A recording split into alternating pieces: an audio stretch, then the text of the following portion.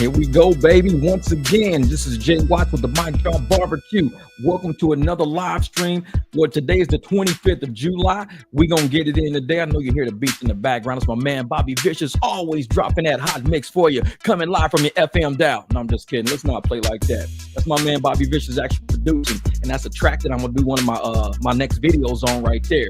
So welcome to the barbecue. Hopefully you guys are ready to make money this weekend. I've been dropping videos like crazy left and right, just trying to inspire, motivate, make sure this is the type of channel that you can actually get something from. I don't just want something from y'all. No, y'all give me some views and everything. What up, Yuki? Let me know if this microphone's coming in clear. So let me know. And like I said, I want this to be a channel where you can actually get some benefit from, where you can watch the content, be inspired, motivated to actually go out and make money today. We got a lot of joke channels out there, crack channels out there. And there's a lot of content creators right now exposing all of these grifter, fake, phony channels. This is one channel that makes sure you eating just like I'm eating. If I'm dropping knowledge and helping you go out there and generate business, be a contractor, man, so can you hear loud and clear? I'm right next to a busy road. Thank you, Yuki. I appreciate it. I love it. I love it. What's up, Miss Dims? And so hopefully you guys, when you leave this channel, you take some of this information and you put it into work like within the next 15 minutes. Sometimes you could put this information in the channel like immediately. Just can't hear you. I don't know. It must be your thing then. I don't know. Because Yuki says he can hear me loud and clear. You saying I can't hear, so it must be something on your end. Let me know if this microphone is not coming in clear or something like that. But yeah. So hopefully it's me. You may want to turn down your music though. All right, let me see. I'll put it down to about 22 was cool. Right here is about good. All right, 22 was cool. That's what's up. What up, my man Triple E? He's down in it. What's up? What's up? Aubrey said North Memphis in the house. Frazier. Hey, I was Frazier High. I was West Side. I went to Stafford Elementary. Man, went to Winchester. Man, I was everywhere in Memphis, man. Did it all. Yeah, here we go. So like I said, I want to be one of those channels where you guys can actually get this information within the next few minutes. Be like, you know what? I'm going to try this. Knock out $35 in a few minutes. You're like, dude, I just did. He just said, do something. I did it. $35 like that. That's the kind of channel I want to be. I want to make sure you getting money. I don't want to be one of them channels where, like I said, they got this one kid out there. And we're going to talk about this briefly before we get into some other things. But there's this one kid out there whose name's Dontay, like Dontay London, whatever his name is. But he's one of those channels that got lucky last year. He got lucky last year on this channel, and somehow the algorithm picked him up, and they went with a couple of his videos. They kind of went viral, so he got a little money out of it. He was a small channel, like I don't know, maybe 5,000-6,000 subs, who knows? And he just skyrocketed because YouTube threw him into the algorithm. He screwed up by telling everybody watching this, because he got lucky, just like the DoorDash got lucky. He screwed up and said, y'all should all just quit y'all jobs right now. Stop working and get on YouTube and just be recording and you could be rich. This is what he was telling people last year. So far, the dude's on his second wife. He's on his second wife in the last year. What happened? He's on his second wife. He supposedly got some girl pregnant, married her. He's in the process of getting evicted. The girl he got pregnant was going to leave him not too long ago. I mean, this dude these people, they not taking content right, man. They sitting there thinking content is just where you bullshit people to get them to watch. I make content that's going to help you out. If you got to work on your car, work on your credit, you got to do something, get money in your pocket. That's the kind of content we talking about. I'm telling people to go get jobs. I'm telling people to go pay your rent, pay your bills on time. I was looking at my credit report today, and I didn't even know they showed it, but it showed something said because my credit report says I had 13 years of credit or something, and 13 years of no missed payments. 13 years of no missed payments. I'm like, damn, that's crazy. Like, I never saw that part of my credit report. So I must have missed a payment 13 years ago doing something. Who knows what it was? But it was like, man, but that's the kind of channel this is. I use my life successes and even some of my failures to try to help people do better. The only way you can get rich off of YouTube is you got valuable skills like video and audio editing or videography experience. Yeah, but see, these people, they're trying to get rich off of YouTube through grifting. They sell bullshit. They crown the microphone. Oh, I'm gonna get evicted if y'all don't help me. I'm gonna get it. Then they get money. They get They get views and everything. It's, oh yeah, I'm the shit on YouTube. If you want to be like me, just watch my content. I can teach you how to be like me. I can teach you how to make a channel like I got, blah, blah. Oh, my truck finna get repossessed. I need help, y'all. Please, I'm gonna have to go to my church and ask for help. This is the kind of creators these people are. They're grifters, man. They sell content that bullshit people. And I think they just setting people up for failure. That's it. They sitting there selling people pipe dreams. And when they realize the pipe dream ain't nothing but pure luck in the algorithm, and they want to sit and cry on the internet. My wife gonna leave me. I can't get a job. I've been looking for a job. I can't find a job. But you was telling people to quit their jobs to do YouTube. And now you see YouTube is not what you thought it was when you don't go viral. When YouTube is a real job that just pays you a set amount of money every month because you don't go viral. Now all of a sudden you got to go get a job. You got to find a way to make money. And now you're telling all your content creators, okay, help me find a job. But you was just telling people to quit their jobs. So how do you go from telling people to quit their jobs to telling people to help you find a job? See, some of these creators, man, they full of shit.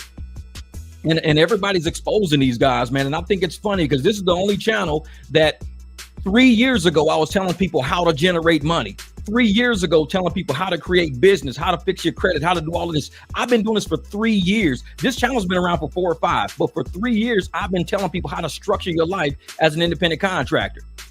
Everybody said this channel was full of shit 3 years ago. And now all of a sudden, everybody's copying my content. Everybody's like, yeah, man, you got to do private rides if you want to make it. Yeah, man, you got to. We was saying this 3 years ago. Y'all was talking shit about this channel. When y'all was telling me this channel was going to flop and fail because I cussed too much and I wasn't teaching people how to drive on the apps right, because I was teaching people to violate the terms of service. I was teaching people to get deactivated. And now all of a sudden, everybody want to copy my content. I told y'all we was ahead of the curve, man, way ahead of the curve. And I'm glad that everybody's finally coming around the scene. 3 years of them saying I was going to be deactivated. I'm still on both apps. I just don't use them. 3 years. Oh, you going to wreck your car? You going to total your car? All I did was buy 2 more cars. I ain't total shit. I just keep buying new cars. My credit keeps getting better and better. I looked at my credit this morning. It was 782. Like I said, I go through my credit reports all the time. I was at a 782. And I'm going to help you guys with some credit stuff today.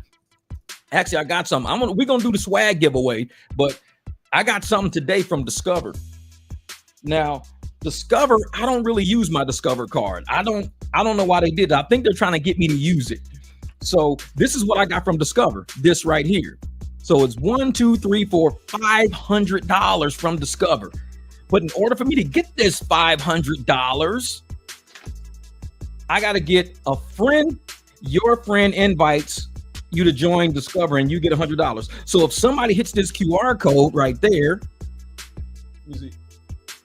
So I'm going to have to put this in a video. If you hit that QR code, then you get $100 credit if you make a purchase within your first 3 months. And this is what I tell people. If you get a Discover card and you make a purchase for gas, let's say for $45, they're going to give you $100 credit. So you got 2 tanks of gas basically for free. And after you use it, you can just get rid of the card. I don't know, do whatever you want to do. I've closed credit cards many times. I've had a credit card, didn't use it. I had a Southwest Airlines credit card that I used, got a ticket for my son and everything. I didn't want but I got a credit. I got like a $200 credit. So the plane ticket ended up costing me like $92 because I used Southwest Airlines. So I paid off the $92 and everything. I just canceled the card because I don't need another credit card. So I just said I used it for the $200 off my next ticket. So his ticket round trip cost me like $92. Then I just cut the credit card. That's how you use credit. I called in, canceled it, and cut it. So I got this right here. I'm going to have to do a video. So it can only be 5 people though, because they only gave me 5 certificates. So 5 people scan these QR codes. I don't know how to do it. So once you scan those QR codes, you get $100 credit on your statement. I get $100 on mine. But I don't do purchases, so I'm gonna have to like put some gasoline or something on it if I'm gonna get a credit on it. Because I mean, there's no way they're not gonna give me $500 credit. It's gonna say negative $500. I gotta buy something. So, because I never use Discover, so Discover's trying to get me to use them. They're like, Jeff, hey man, get some of your friends and you to get credit. All right, whatever, man, whatever. So that was kind of funny today. That was funny. Uber stole $1.50, so the next 10 rides I flipped the Kid Rock concert. Now I got $10 off app rides later tonight. Yeah, exactly. 10 of them. business, man. I love driving people, but when it got tough, I found my way back to another trade, making 80K now. You have to know your worth in life. Real talk, brother. You got to do it, man. You got to do it. It's like if somebody's willing to pay you your worth, take the money. Take the money. You got a lot of YouTubers out here telling you to quit your job, get a camera, record, quit your job. I'm like, man, don't ever quit a job. If you got money and you getting money, stay getting money, man. So how do you feel about women being able to select only women drivers? I actually did a video about that a long time ago. So if you want to know, instead of me rehashing the shit all over again, I'm gonna go find the video for y'all, and I'm gonna see if I can find it in here. Hold up for a second. Let's see something.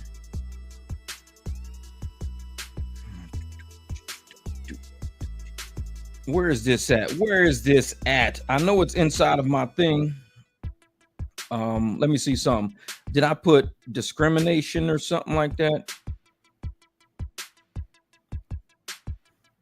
No. I'm trying to see, what did I label this file as?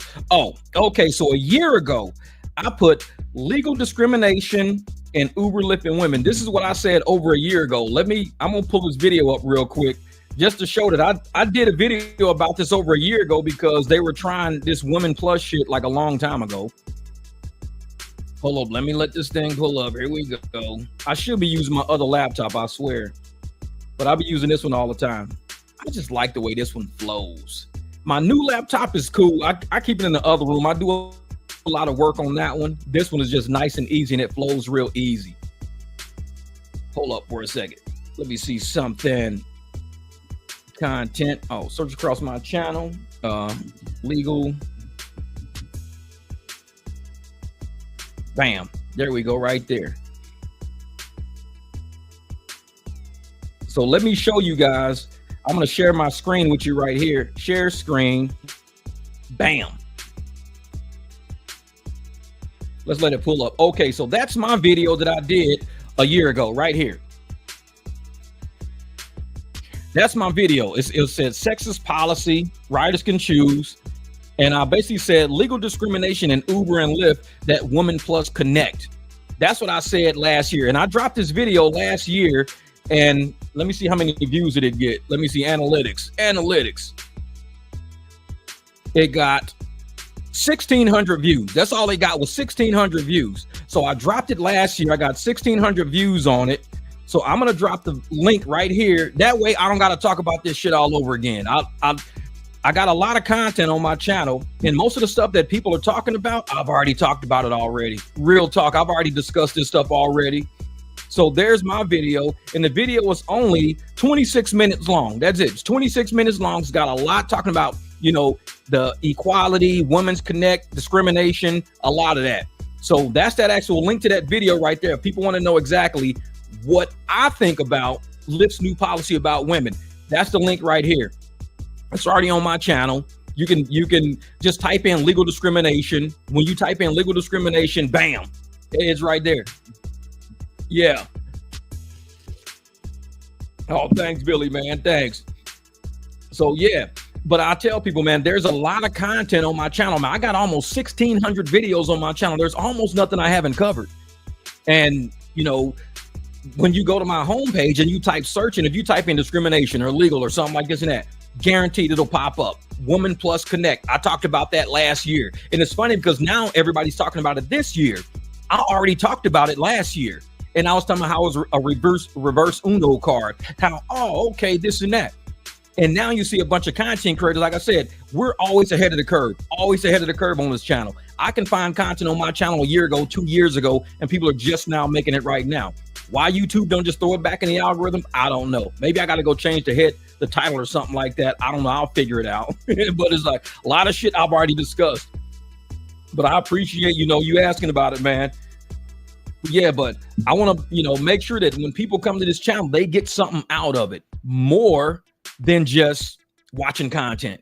I want you to make money. I got to have a circle of people around me making money. If people ain't around me making money, it's going to be a hard circle because people going to start asking you for money. People going to start feeling grovelly. And I think that's why channels like Dontay London's channel does so well. It's a bunch of losers on that channel. And those losers, they feel that he's their inspiration because they're all losing. They're all broke. They all on the verge of getting evicted, got evictions, got car repossessions. They all can't find work. So he's like their king. He's like, oh man, you know, you inspire. The comments be, oh man, they're like, you know, and you're inspiring us so much to do better, man. You're inspiring us. How can somebody who's getting evicted, how can somebody who's about to lose their wife that they just met because they on their second marriage in the past 2 years, how can that be your inspiration? How much of a loser are you? It's like, that's not an inspiration. He's a clown show. He's a clown show. And I'm sitting there like, this it don't make sense to me how people can get on YouTube and allow these people, not really like, cool, go viral, do whatever you want to do, but you allow that to be your energy and your motivation and crutch in life to do better. And there's a lot of people, oh man, Dontay, we gonna help you out, bro. But he was just calling y'all broke when his content was doing well. He was calling everybody broke. Oh yeah, quit your job, quit being broke, just quit your job, do YouTube, quit your job. And all of a sudden his ass, he didn't even pay his light bill. He couldn't even pay his light bill. Dude, lights got turned off. All my lights got turned off. He couldn't pay his light bill. But he telling everybody to quit their job. He tried to go get a job, got fired. And this is what's the funny thing about him. So he tried to go get a job at FedEx or UPS or something like that. Amazon, I don't know. He tried to go get a job. Guess what? Why they fired this dude? People work. This is why people have jobs. People work. He went to Amazon because he wanted to sit on the truck next to a worker and call himself a helper. He didn't want to drive a truck. He didn't want to move the packages. He didn't want to do none of that. He wanted to sit on the truck, call himself a helper, and record YouTube videos while this person is working, probably making bare minimum wage, sweating to death and can't take a piss. And he's just sitting in the seat next to them, calling himself a helper as he records for his YouTube channel. And he got reported for that. The person who he was on the truck for reports that all he doing is recording YouTube videos. He ain't really helping. He's like, oh, well, I don't really want the job. I just want to be a helper. Help doing what? Well, in case you need help. If you need help, then you just ask. But if you don't need help, I'm just going to make YouTube videos. So you watching somebody work and make money while you sitting there recording them working, thinking YouTube's going to pay you all of these thousands of dollars to watch other people work, and you calling yourself a helper. I mean, the dude makes no sense, man. He makes no sense. None. And I'm like, but yet they call him the inspiration. Oh, you were an inspiration, bro. You my motivation, bro. And I'm like, dude, how is he a motivation and he an inspiration when he's telling you he don't want to work? He wants to sit around, play video. That's why his other wife left him. He sits around, plays video games, records himself doing dumb shit all the time, hoping to be caught in the algorithm again so he can end up getting money again, so he can tell everybody to quit their job and follow him and do what he's doing. The dude just didn't pay his light bill. He was about to get evicted till his YouTube check hit and gave him a couple of grand or whatever. He's got a truck that he owes like $1,000 a month on with note and insurance, and he can't pay that, so that's only him to swiped away. And he's telling everybody to be like him. People are looking at him like, are you serious, bro? For real? And content creators are calling him out, and I'm just laughing at him. I'm laughing. I'm like, y'all know the only way that this dude is ever gonna make it, is if content creators like us keep talking about him in every video we make. See, I got actual content. I make real content over here. I don't have to use him for my content. I don't have to put his name in my titles for my videos to get traction. I actually do content, and people come to my channel when they want to make money or be motivated to make money, or say, hey man, I got an issue with my car. I was just dealing with some 61-year-old man on my alternator video. He said, now I'm gonna try to do this first thing in the morning. So me and him were going back and forth on my Jeep alternator video. He hit me back, hey man, I got up this morning, bam, knocked it out. Thank you for the video. That's what my videos do. That's what my channel was for. I show people how to do things. If you don't want to go drop your truck off and pay $900 to get it done, watch my video. Watch me walk through the process of it. And then be like, dude, you just saved me like $700. I went and bought me an alternator for about $150. I just did that shit myself watching your video. Damn, I know it was that easy. Because I make it look easy. That's what my channel's about, to make it look easy. I don't sit here and sell pity to everybody. Oh, my Jeep broke down today. I don't know what I'm gonna do. You guys gotta give me some super chat so I can take my Jeep to the shop. No. I'll go outside and weld some shit, cut something in half. I'll fix it myself. That's what men do. That dude, he ain't no little boy, man. He's a little boy with video games and a YouTube channel, and he's suckering all these other losers over there. And they, oh yeah, man, I want to be just like Dontay. I want to go viral one day. For what? For being a loser? That's why everybody's watching you. They watching a train wreck. This content don't help nobody. It's like bipolar content. 1 minute, oh, my videos are going crazy. Did you see all the views? Oh my God. Next video, I didn't pay my light bill. They're going to turn my lights off. Oh my God. And he's on the phone talking to the light bill people trying to set up a payment plan. I'm like, dude, this shit's crazy. I don't even watch his channel. I see it on other people's channel with them reacting to it. I'll be like rolling. Like, I don't watch losers' channel. I'd rather watch somebody else's channel react to these losers. That's what I do. I'll be cracking up because I'm not going to get these losers no ammunition. No, you ain't seeing my name in none of their comments. Fuck that. You will never see Mike Drop Barbecue on some loser's channel. I don't comment on loser content. I don't even watch this shit. Dude, I'm good. I'm good. So I appreciate you guys for coming to this channel, being seen on a channel where we do make money, where we do go to dealerships and buy cars, where we do got 782 credit scores, where we do have money and saving. So if I can't work for the next 3-4 months, at least all my bills will be paid for 3 or 4 months. I'm not living ride to ride, check to check. This ain't that type of channel. This is a channel for adults over here. If you don't know how to adult and you want to learn how to adult, this is the channel for you. If you want to be a kid and thinking, I just want to do a video and go viral so I ain't got to work no more. We love to work. I love to weld. I love cutting shit. I love making things better. I like to be a benefit to people around me. I don't want to be a burden. I don't want to be a loser. I don't want to sit around crying all day about how I ain't got nothing. I hope somebody give me. No, I don't do that. I return that energy back. Speaking of returning energy, for all the members of my channel, now you could be a subscriber of my channel by hitting subscribe. That's how you subscribe to my channels. You just hit subscribe, you're a subscriber. But if you're on the Mic Drop Barbecue, because this is also shown on JWatts TV right now, I'm building that channel. If you look youtube.com at JWatts TV, that's my other channel. I'm building that one because I want to have a couple of channels running for a couple of things I'm planning on doing. But if you are an actual member of this channel, not just a subscriber, a member of this channel. What up, Darius? Hey, Darius. You never sent me your address. I saw a shirt today in my house that belongs to you, and you never sent me your address. I'm like, bro, either I saw it or I didn't see it. I can't remember, but hit me an email, man. I got a shirt here that belongs to you sitting in my house. And it's funny because this is what I'm talking about right now.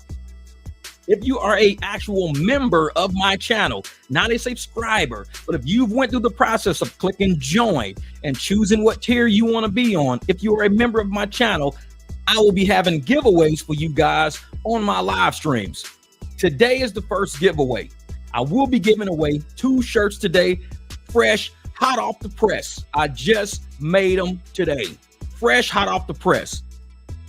Now, this is one shirt is a large. This shirt is a large. I think this one's black. I don't know.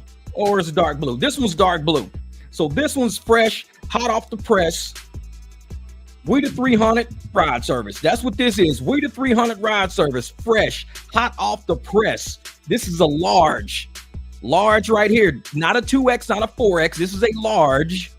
It's a We the 300 ride service. This shirt will be given away today to a member of the Mic Drop Barbecue channel. So if you are a member of the Mic Drop Barbecue channel, post in the comments right now, your member. Yeah, you can shoot it to me on text. You can post right now on this channel. Post your membership, because some people will hit the little bar and it'll say, been a member for 1 month, been a member for 13 months, been a member for 6 months. If you've been a member on this channel, you can actually show your membership name in the chat or your membership time span in the chat. So if you were a large or a extra large, because I got an extra large back here. So that's the large. That was the large right there. This is the extra large right here.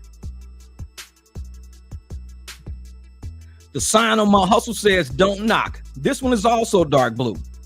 This is an extra large. Now, the thing is, these shirts will be going out today, not tomorrow, today. Now, Darius, you said you wore a large, right? Because I swear you said a large, and I got your shirt in here. I believe so. Let me go grab it real quick. Hold up.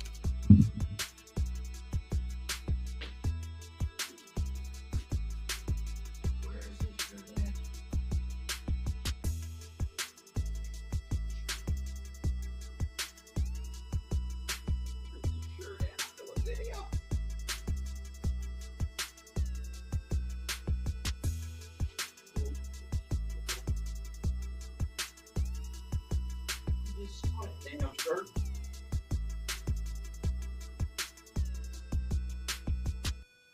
Now, it's in here somewhere. Okay, I can't find it, but I know it's in here somewhere because I just saw it. I saw it.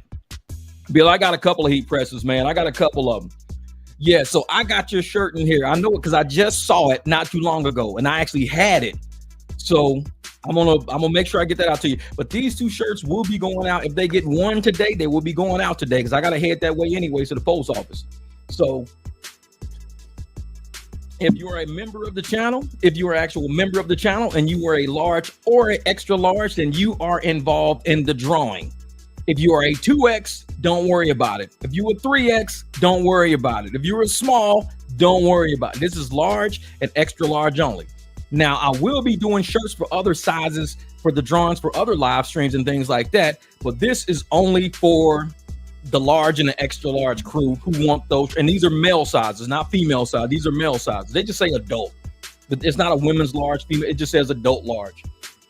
So those shirts, and like I said, if nobody, gets in the drawing on this live stream, that's cool. I'll just carry it over to next live stream. But I want to make sure I give back to the community. And most of the shirts that I wear are inspiration shirts. So when I go to stores or I go places, people stop me. Oh, man, I like what that shirt say, man. Where you get that from? Oh, actually, I make sure. Oh, straight up. Yeah. I just made like a whole slew of motorcycle shirts, because this is motorcycle season for a lot of guys. So I just made a whole gamut of motorcycle shirts, got all of those guys out in one big run. So thanks my bike girl, all my M109R crew. Thank you guys from Facebook. I know I saw a couple of DMs on Facebook come through my notifications. I haven't checked those yet, but I know one of them was talking about a stereo system on the M109 because I got a stereo on mine that I built. So I custom built a stereo on my motorcycle that a lot of people want to know how I did it, because I just sat in my garage and did it. Took me a couple of days, but I saw that notification come through. I haven't answered it yet because it's going to take me a lot of time to talk to this guy. And I don't even know if I want to answer this guy, because I built that stereo system back in 2016, 17, 18. Now, I was about 16 or 17 when I built that stereo system. It's 2025 right now. That's 8 years. I got to think back 8 years ago for how I did this. So it's probably better that I don't even answer that DM. It's probably better that I just act like I didn't even see it, because I can tell them, hey, man, I can't remember back that far, bro. I did this. I should have recorded it. I didn't record it. Well, can you just tell me how? You know what? I shouldn't even answer that shit. It's going to be a waste of my time. It's some shit I can't even think about. Wait a minute. Bet. Got you, brother. I got you. All right. Cool. Yeah, so when I get that shirt, I got you, because it's in this house. I just saw it. So you will be getting that, brother. You will be getting it. I appreciate you, man.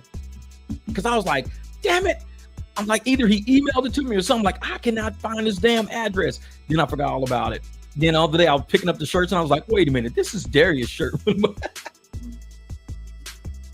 But yeah, and most of the shirts I wear, like I said, I've sold shirts to guys over in the Czech Republic. So when you go to my website, oh, no problem, brother. I got you, man. I appreciate you for supporting the channel like that, man. I just do things. I give back to people, man. I know sometimes I don't have a lot of time and I'll be going through stuff, but when I do get that period where I say, okay, cool, now it's time to give back. I don't do it every day. I don't do it every week, but I do remember people, man. I don't forget nobody. But I've sold, shirts over to guys over in the Czech Republic, over in Germany, Australia, New Zealand, Sweden, Denmark, even the sheriff up in Denmark, one of the fire chiefs, the old fire chief up there, he bought some shirts from up in Denmark. So I got shirts riding around Denmark right now. I got shirts in Portugal. All my guys over in Portugal, there's about 4 guys in Portugal that ride the same bike I ride. So they all got my gear over in Portugal. And this has been years ago, man. I've sold Canada, Puerto Rico. I got shirts in Puerto Rico, guys who ride with us like that. So I've got shirts all over the world. I've been running my website since 2015. And I know a lot of people think I just started it when I started this channel. That shirt website has been around since 2015. I used to go to events and set up huge tents and tables and everything and make shirts right there for people on the fly. So I've been doing this for quite some time. And all my shirts are made by me, custom designs, one of ones, no minimum order quantities. So when people see my shirts or they see my gear out and it's got my little tag at the bottom of it, they go, oh, you know Jeff? And they send me messages on, hey man, I just ran to a dude at the gas station with one of your shirts on, because I'm like, only one guy makes those. He says, hey man, this is, well, it's something about Facebook or whatever, some JMBTs. Yes, Jeff, bro, you met him. I didn't meet him. Somebody told me about his website and I ordered. I never met him. Oh man, he was out here in Virginia, dog. You should have met him. He was in Virginia, man. And so a lot of people know me from that website. And even overseas, when guys are with the motorcycle groups and they're all riding and everything, they'll send me a picture. They'll email me a picture of something like in the middle of Germany with like two guys that run into each other at a certain point and they both got my shirt on. They do. Guess who I ran into in Germany? I'll be like, oh shit, I know you, Danny. What's good? So it's just crazy, man, how gear can work its way around the planet. It's just crazy how that is, man. And they pay for customs and everything. They like, hey, man, just send us a big box. We'll cover customs. I'm like, all right, customs is only $56, but it's a big ass box though. So, all right, cool, got you. So we'll pay for shipping, pay for customs. They'll knock it out. But I appreciate that, man. I appreciate it, brother. But I'm gonna get your shirt out today. I got your address now. And also, to my man Jose, I'd like to say thank you because I wanted to show you guys what Jose did. Like, he sent me a couple of super chats. Now, remember, when you guys send super chats, YouTube takes half of it, I think. I think YouTube takes half of the super chat, super thanks. They take that. I think they take 45% of AdSense revenue. So YouTube does make money off of everything we do on YouTube. I'm totally fine with that. But because I put my own money, I'm still in the streets working. I'm still doing my thing out there in the streets too. But this right here is a gimbal. What up, Jess? This gimbal here is very high tech, very high tech. This right here, this gimbal is crazy. It's called a Fayutech VB4. And this is what it is. It's the Fayutech VB4. That's what it is right there. The Fayutech VB4. I mean, you can open this thing up. I mean, it's got like power buttons, everything all up and down it. It's got this knob here does a lot of controls. And I mean, it's got triggers on the back of it. This thing is super high tech, but it actually follows me around. So let's say I'm doing I got this sitting on a tripod because this is the little tripod it comes with too. So it gives you like a little triple prong tripod. So this little thing right here. So it gives you a triple pod tripod that can fit on the bottom of this. So let me see. I hate when I do that. All right. I should have did it first like this. So here's the triple tripod right here. So it goes on a triple tripod. It opens up like a little spaceship like this. It sits on top. I could sit it on a counter and this thing follows me around the room. Like wherever I go, this would follow me. Because it locks onto your head and you can like move around and it stays locked. Your camera stays locked on your head the whole time. But not only that, and it comes out like this. So you can have it to where it's kind of extended. So I can have it out, do things, and it does its own thing. So I could sit it on the ground and it can record me in the car, driving my car. It'll follow my car like this. It'll follow me as long as it's locked onto my head. So this thing's pretty dope, man. How do you lock this thing down? Okay, cool. Yeah, but this thing is pretty cool. I like this, man. And like I said, I appreciate you, Jose. Thank you, man, for the super chat, because this is what I do, man. I'm trying to create better content that we can actually enjoy. I don't go drink and I don't smoke weed and do all that shit with this money. No, I say I'm going to try to make better content, stuff that we can watch on our TV and everything. And not only that, but it comes with this. This is a little light. This is not only a light, but it's also a microphone. So it has a mic and a speaker on it right there. But what it does is, so when it's plugged into the phone and I'm talking, it picks everything up. And this is the light to it. So that light, as you can kind of see like that piece there, it's super bright because I turned it on one night. I was like, damn. So you can actually have the camera back in the middle of the night doing recording. And the whole area is lit up with this little bitty ass thing. It plugs into the bottom of your phone like this. So when your phone is on it and it's moving around like this, the light is following it and everything. So, and it is super bright. This thing is super bright. But I'm like, man, that's pretty cool. I don't know about putting one on your head. Looks like you have one of those hats with a helicopter on top. Yeah, I don't do that, man.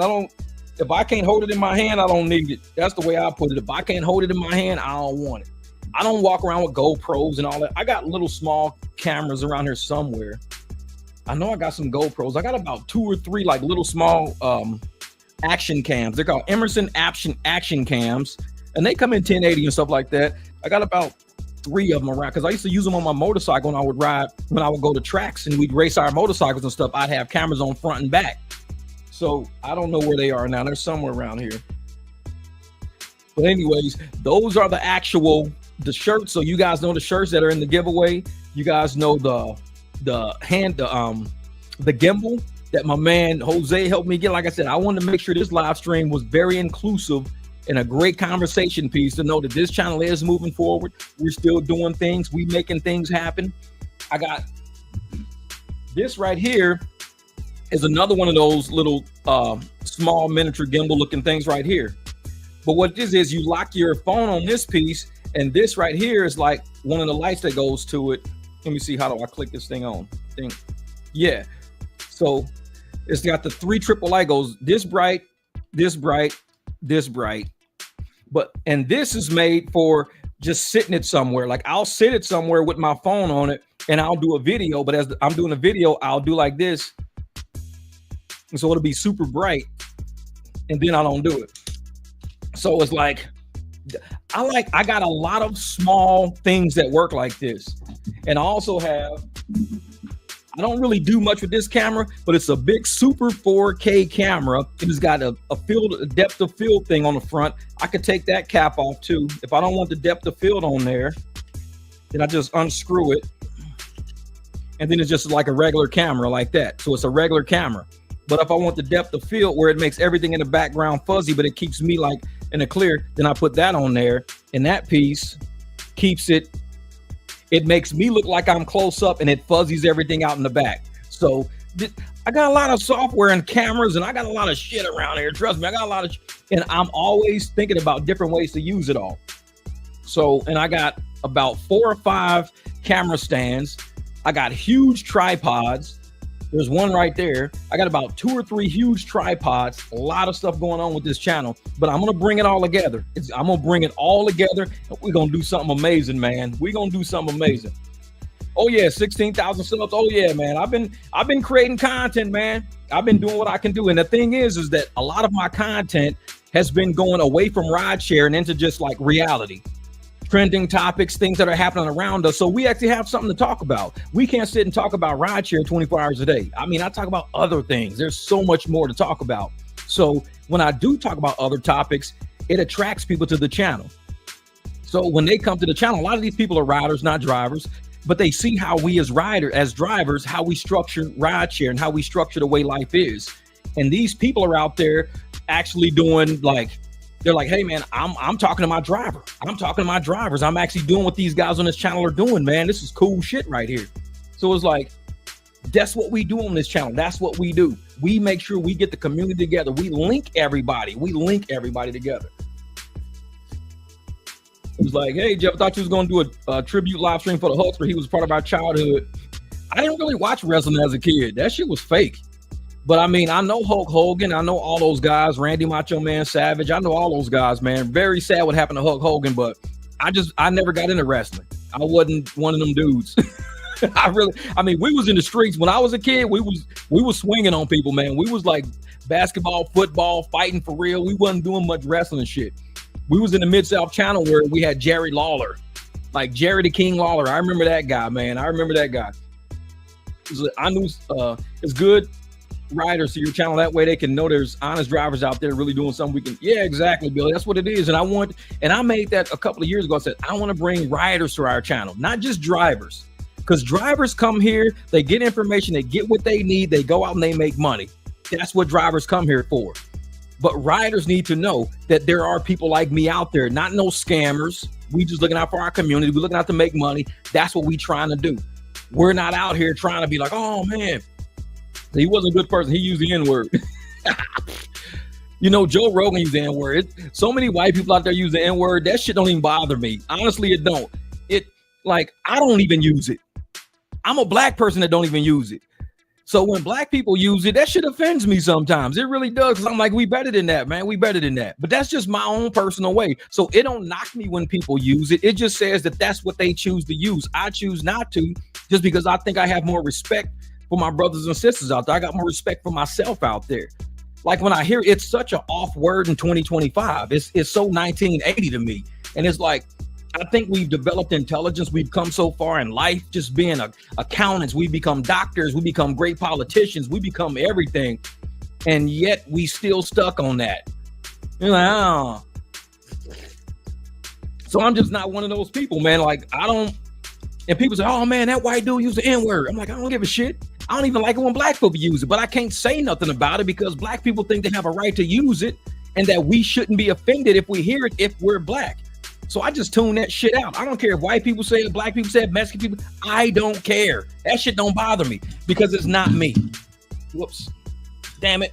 I just hit the damn thing. Hold up for a second. I dropped the damn thing I was using over there.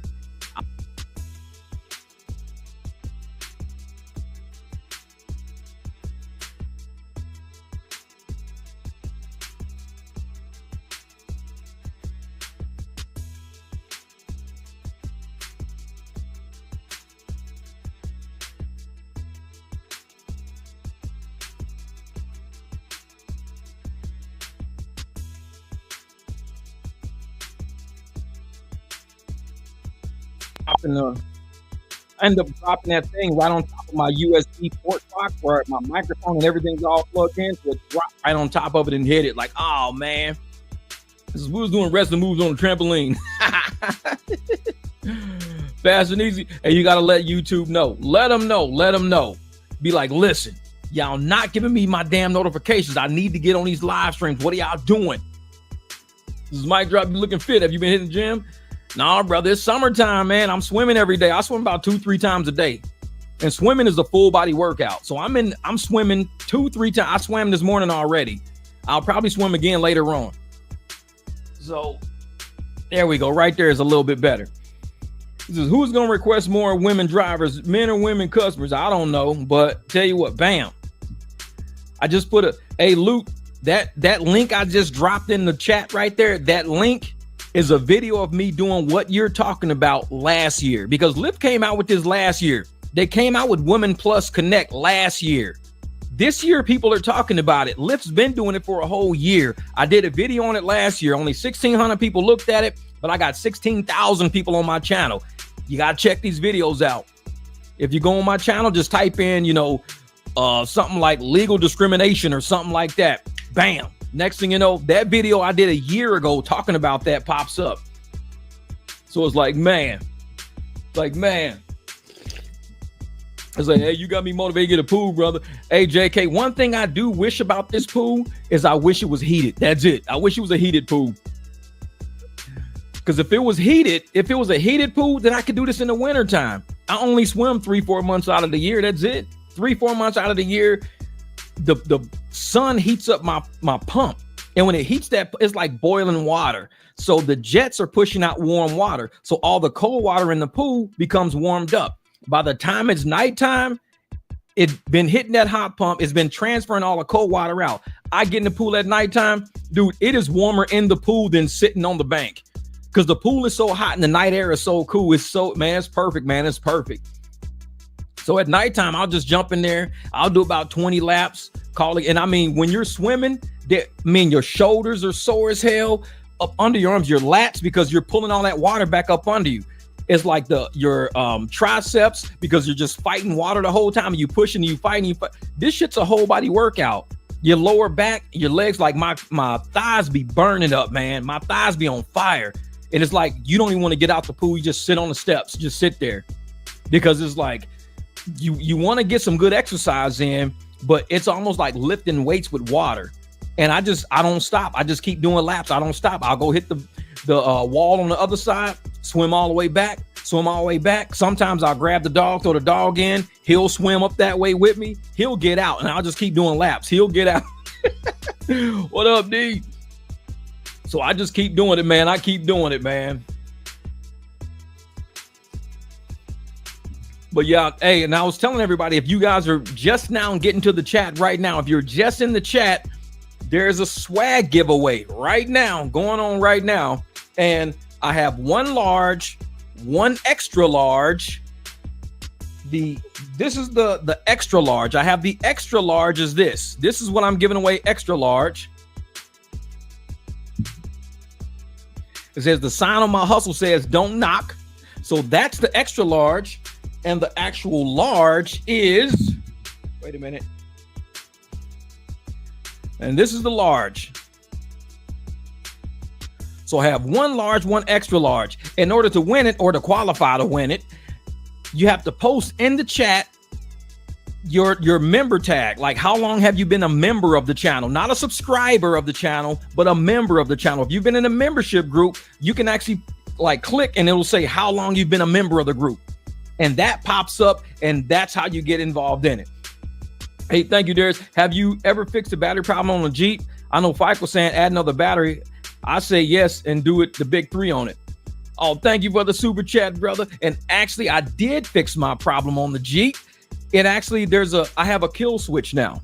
So right now my Jeep is parked. There's no juice going through my whole battery because what I did is I put a kill switch on it. What a kill switch is, it's remote control. Like I could sit in the house and I could turn my Jeep off and on with the click of a button.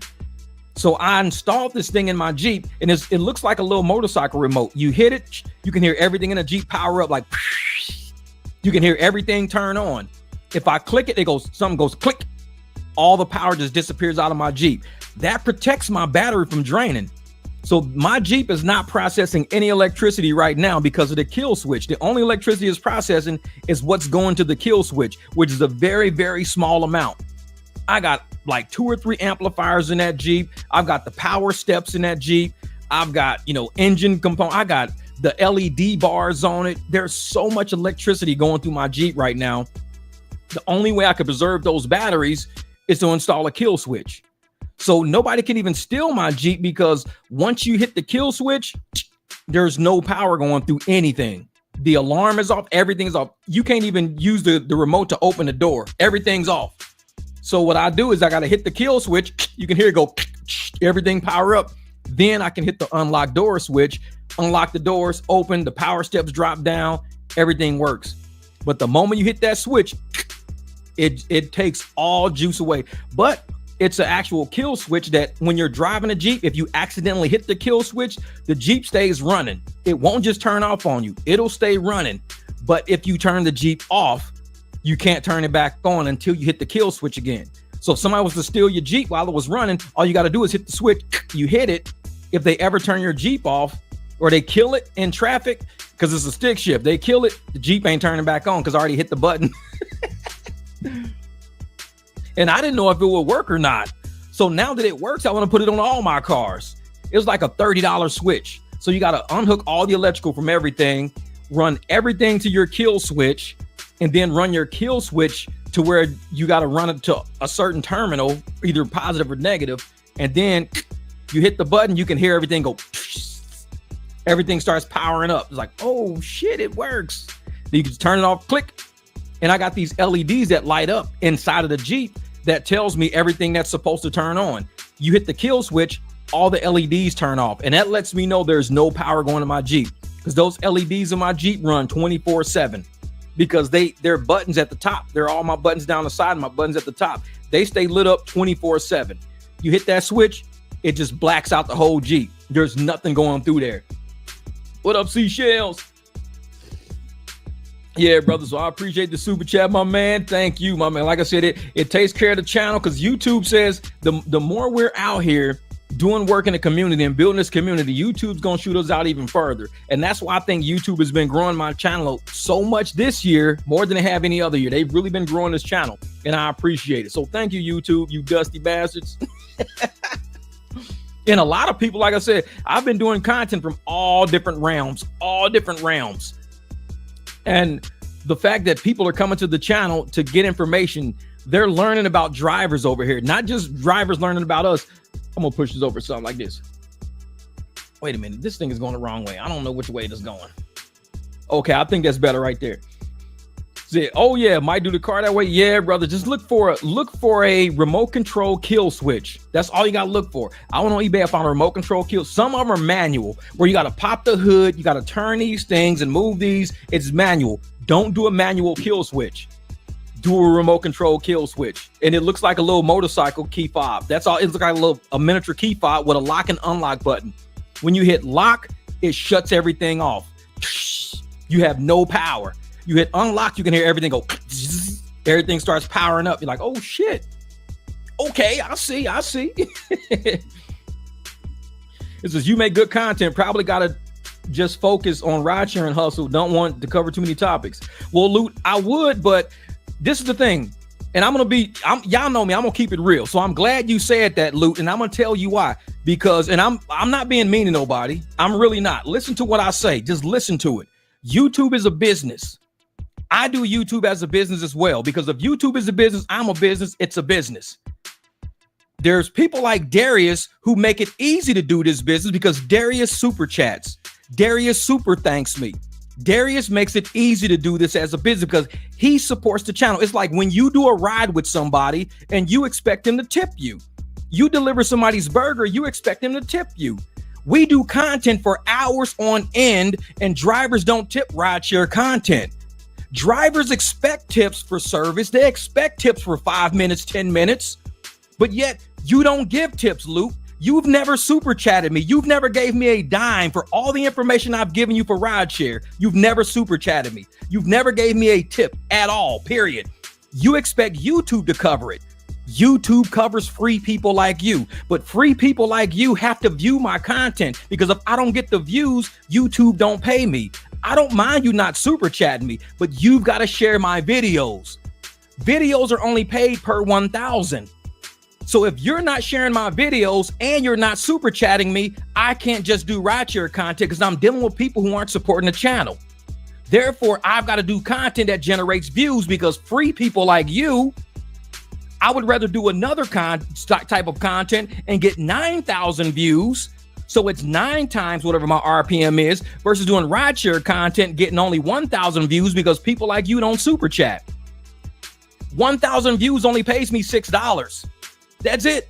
1,000 views pays me $6. Darius just tipped me $20. With that $20, I get half of that. YouTube gets half of that.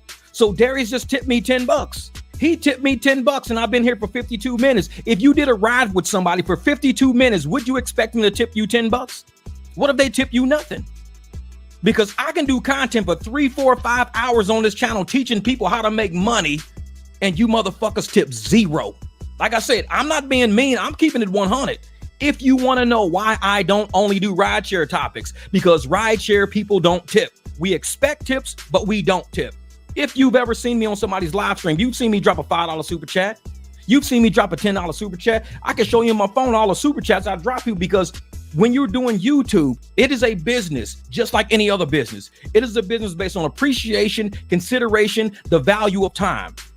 If you're not valuing my time and you super chat me $0, then that means you need to get my views up, because YouTube covers people like you. You're a free watcher. Therefore, YouTube has to cover you. YouTube covers you by giving me AdSense. It says, hey, Jeff, Loot is not going to give you anything, but as long as people like Loot watch your channel, we'll cover you, Jeff. Keep making content. Okay, cool.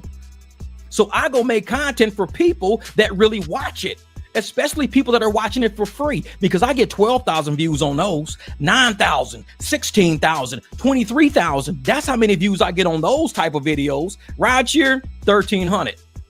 1,300 free people watching it.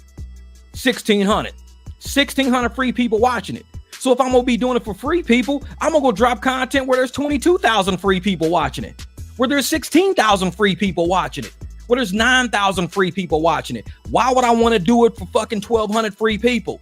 That's why I get out of rideshare, because free people don't cover. Thank you, Jose, man. I appreciate it, brother. Thank you so much. I was just talking about you a minute ago too, man. Like I said, this is what you helped me get, man, the gimbal. See, you and Darius, man, y'all help me. Y'all take care of it. I sit over here and I drop game. I teach people how to make $300 a day. 300 a day. This is what you helped me get, brother, right here. Like I said, the last live stream, I said you was helping me out. This is what you helped me get. This is my gimbal, man. I appreciate you, brother, because I'm doing what I can do to make sure people eat. I'm doing what I can do to help make sure people get money in their pocket. That's my job, is to motivate you, inspire you to leave your house and get 50 per ride instead of $15 per ride. That's what I do. But then Loot says, why don't you do more content like this? Because y'all don't share my shit. You don't watch my shit. You don't super chat. You don't tip me. You don't do that. So I'm not going to be sitting around people who don't appreciate the information I'm giving you that's putting money in your pocket, the same drivers will drive somebody for 6 minutes and be like, are you not going to tip me? Motherfucker, it was a 6-minute ride. Oh, you not going to tip me? Dude, you just took my luggage out the trunk. You not going to tip me? Bro, you brought me a fucking burrito. But I sit here for 4 hours, no tips. 4 hours giving you information to put money in your pocket for 4 hours. And you don't tip me. Do I bitch about it? No. I just make other content. So now you see why I make other content, because I got free people like you who are not like Darius, who are not like Jose. Free people got to get covered by YouTube. YouTube only pays me per view. Therefore, I got to do content that generates views. Rideshare content will always generate views. So I got to get out of rideshare content. So that's why you see other content on my channel, because drivers don't tip. They expect tips, but they don't tip. That's some ironic shit right there, ain't it? So I sit here with you for 3-4 hours giving you information that gets you paid. Is it valuable to you? Do you value that content? Is it helping you out in life at all? Are you going to tip me $1, $2, $5, $3, $20? What you going to tip me? Nothing. So therefore, I do other content. Like, man, appreciate you, Bighorn Kev. That's my brother right there. And see, Kev, this man went a long way. I've been trying to get Kev to come back on a live stream because we got things that we're doing here in Phoenix. And I think Kev has been spearheading something crazy right now going on in Phoenix. And it's actually, I think it's going to work. I really think it's going to work. So I need Kev to get on a live stream. If you got time right now, let me know you got time right now. And I'll drop a link so you can get on, because I've been trying to. I know you busy because you became a leader. Kev went from absorbing game to now he's leading the game. Now he's leading the game. A lot of people go to Kev for information now. Oh yeah, live streaming has to be a labor of love, especially from the start. But see, I've been live streaming for 4 years, 4 years, and more than just rideshare content. I do mechanic work. If you look at my mechanic videos, oh man. You see 100,000 view videos over there, 100,000 views. You go to my mechanic videos, 76,000 views. You don't see my rideshare content doing the numbers that my other content do. So, oh yeah, Bighorn's in the building. Bighorn's in the building. Hold up, I got to get ready for Bighorn, Kev. I got to get ready for Bighorn. Here we go. Give me the link. Give me the link. There's the link, brother. I got you in the mix. And that's why, I tell people, real talk. This is why I do it real talk. I try to make sure that people understand how not only YouTube works, but why YouTubers like me who want to turn this into a career, why I can't just scrape the bottom of the barrel the whole time. If I'm only doing rideshare content and I'm not bringing riders over here, people who are riding in our cars have to come here and talk to us. They've got to understand what we're doing. I'm trying to bring riders here. Riders don't care about Surge and all that. Riders care about the other content I'm producing. When I'm producing content about real life items, guess what happens? People who are riders come over here. When I'm producing content about trending topics, about news and politics, riders come over here. Guess who's over here? A bunch of drivers waiting to talk to them.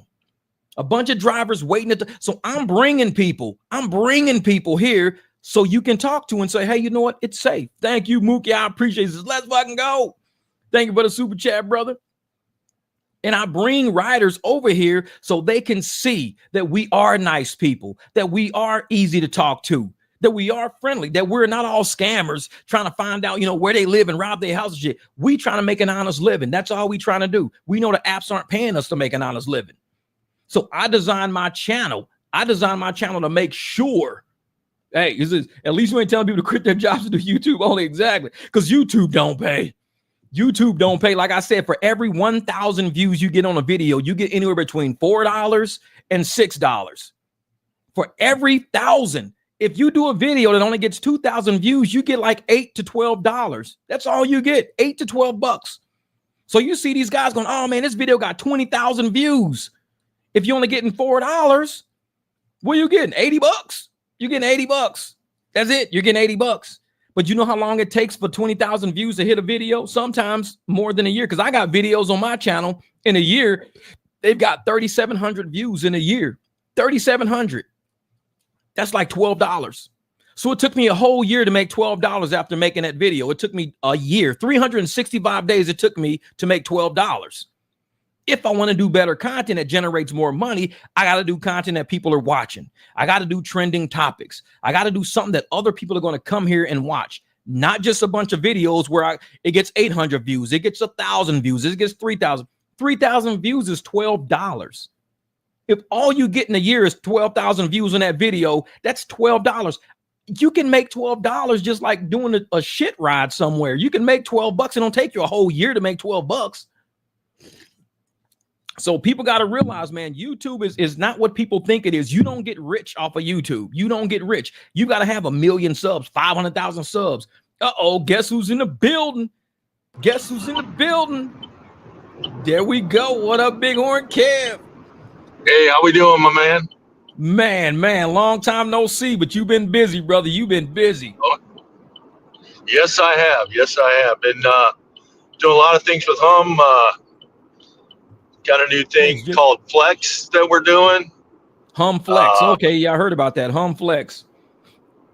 Marcel and Alan are what we call Lux Max or Max XL or something like that. But they have 12 passenger vans. They're freaking, yeah. So they got 12 passenger vans. Yeah. Jeez, that's taking all the stewardess to the flight attendants be driving in those, man. Them 12 passenger vans. Yeah. So and then like I said, we got the Flex program is for drivers that don't want to pay a subscription, but if you do a private ride, you pay a kind of like a $5 commission, if you will. Okay. And it is what it is. To me, I couldn't do it because I've got too many people. I'd be freaking going broke just paying commissions. Exactly. But see, I think the Lyft Flex program, the Hum Flex program is good for people because with Hum, like me, we all pay a subscription fee every month. So our subscription fee is set. And we don't have to pay anything other than that unless we go to airport. We pay the $5 per airport.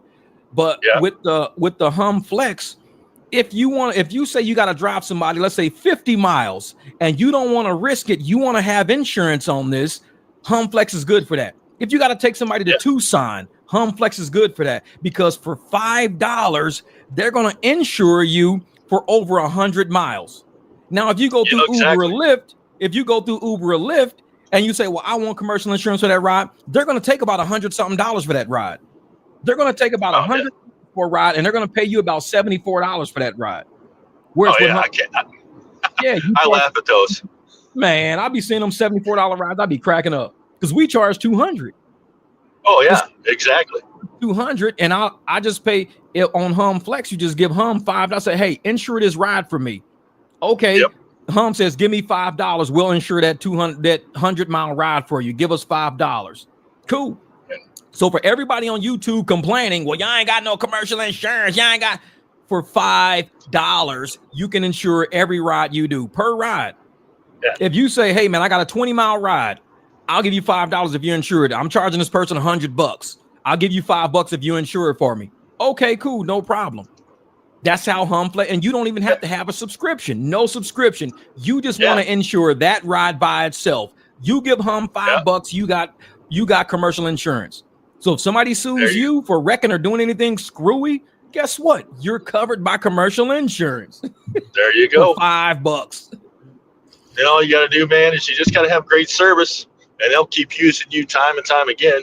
And when I told somebody the other day when we had a meetup Wednesday, I told somebody about this, and they're like, oh, man, it seems like I'm going to be putting money in my wallet. I said, well, here's what I do. I said, I do this with the airport. When I take somebody to the airport, that little $5 fee that I have to pay for going to the airport, I've already put that in my quote. So when I do it, all I do is when I'm done with that ride, I take $5 from that, from what it got paid, and I just throw it in my wallet. Boom, I took care of it. It's done. I don't ever have to worry about it. So it's easy. And like I said, and if you got the service to back it up, like I said, like you do, I do, Marcel, Alan, we all have the service that backs it up. And so whatever you crazy quote you may think you're given, like I said, the one time I overquoted somebody. I said, hey, I didn't want to do the ride, so I said, hey, I'll charge you $100, thinking, oh, they're gonna say no way. Oh yeah, they took it. I'm like, son of a bitch. Now you got to do it. I didn't want to do that ride. Shit. Now you got to do it. Exactly. That's funny shit. Like, damn it, I got to do it now. Yep. Yeah. Hey, Hums is Jose said, bring Hum to Chicago. And like I said, we're in what, San Diego, Idaho, and Arizona so far, right? Yeah. The plan for the end of 2026 is to have pretty much most of the Western United States covered. Have they ever thought about looking at the Midwest though, like Chicago? I think Chicago got Naperville, Schaumburg. They got Chicago. They got Chicago O'Hare Airport. They got a lot of business out there, man. A lot of just transportation going on in Chicago. I think it's just all about what all regulations they got to fight through. Yeah, true. Is what it is. Yeah, probably just run it by Chris or Garrett. Be like, hey man, have you guys ever looked at Chicago to see exactly? Because I guarantee there's a lot of Chicago got hustlers. They're like St. Louis, man. They got hustlers. You drop this app in Chicago, you know how in Arizona we get a bunch of crybabies. I ain't getting no pings. I ain't getting no. Nah, Chicago and St. Louis ain't gonna be like that. They're gonna be like, what, you giving me commercial insurance? Shit, say less. Yeah. That's it. You give me commercial insurance. I don't need, let me be my own ping. Let me go out and generate my own business. Just give me commercial insurance. And that's what I like about Hum. I was talking the other day too, and I said, with Hum, you can do anything. If you can think it up, you can do it. We were getting ready to have that virtual call on Tuesday, and like 15 minutes prior, this gal calls me and she says, hey, I'm getting a package delivered to my old house. I haven't sold it yet. It's going to end up there. Can you go by and pick it up and bring it to my new house? Yeah, sure.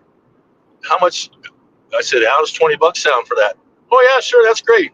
She ends up tipping me 30, making it 35. I'm like, all right, cool. Thank you.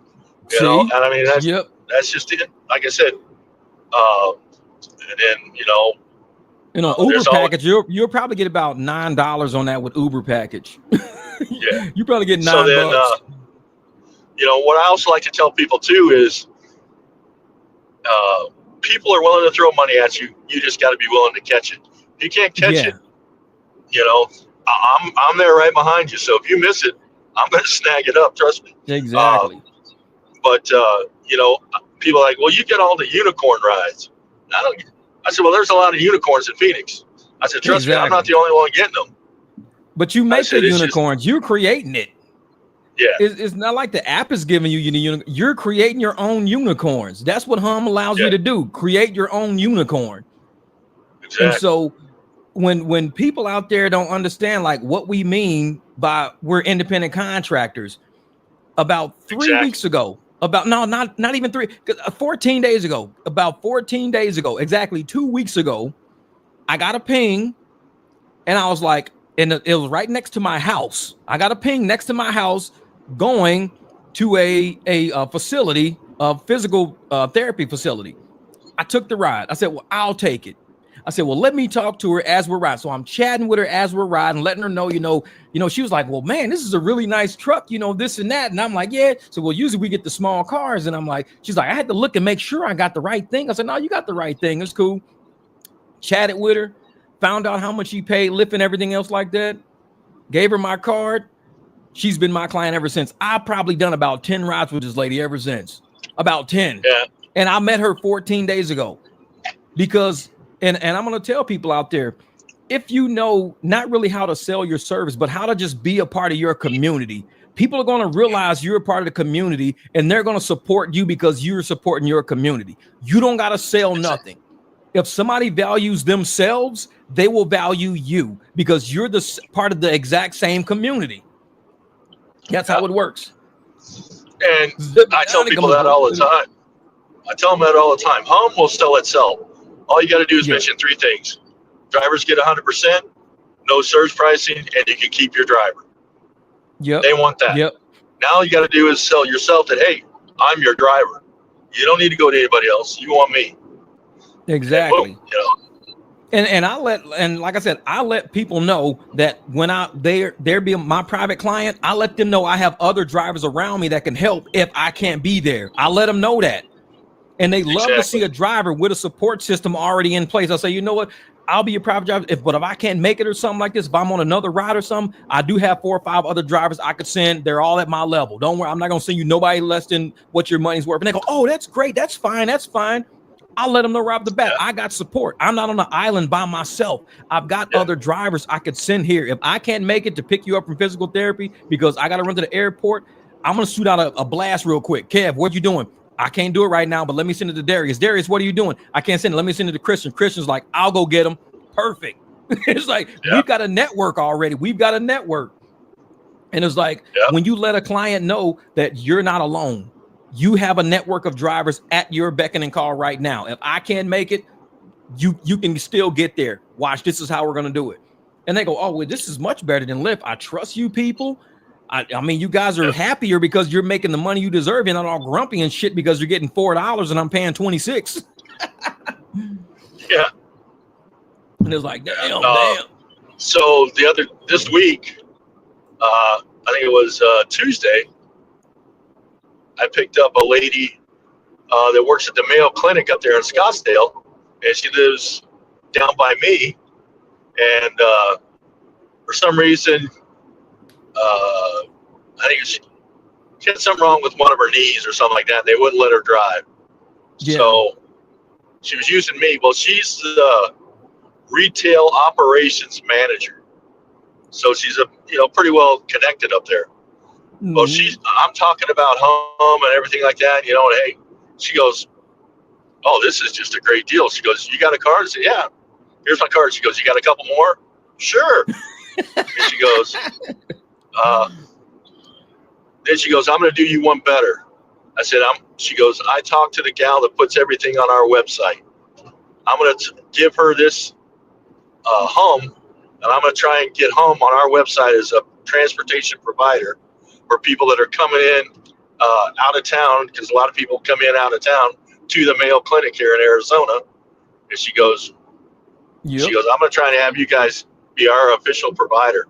She goes, we like local companies. We want to support local companies. I said, well, you're supporting big on travel right now. Go for it. That's it. And see, and stuff like that, man, what they need to do, honestly, is they need to have like maybe 3 or 4 of us come up there and just kind of just talk to people. That's it.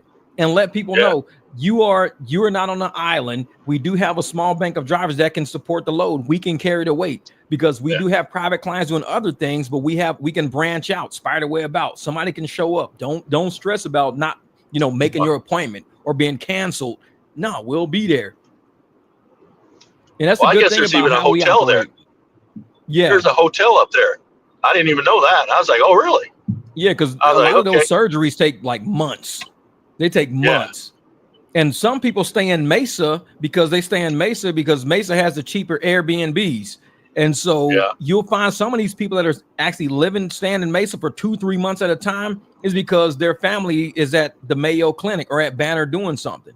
So we need to get in touch with the people who are running all these Airbnbs to let them know, hey, hang my decal on your refrigerator. So if they need somebody, hey, we got these 4 drivers right here who actually support all the transportation of this Airbnb. Call one of these people. They'll be here to pick you up. And it's all local anyway. So that's how we got to operate, brother. We got to move smart. Lyft is trying to encroach in. Now Lyft is like, oh, select your favorite driver. I'm like, yeah, right. Lock in your fare. Yeah. It's like, okay. That didn't work. Well, what I still notice is that they're still only paying 50%, even when they do that. Yep. And it's like, what I was telling somebody the other day, I said, you got to know your worth. Don't get me wrong. I said, but, for the most part, for you guys that are just starting out, just think of it like this. With Hum, I can still quote them what Uber and Lyft are going to charge them. And I'm still getting, instead of getting 30 or 40 or 50% of that, I'm getting all 100% of what they're charging. Yep, so even if you quote them like a Lyft price, you're still getting 100%. And, boom.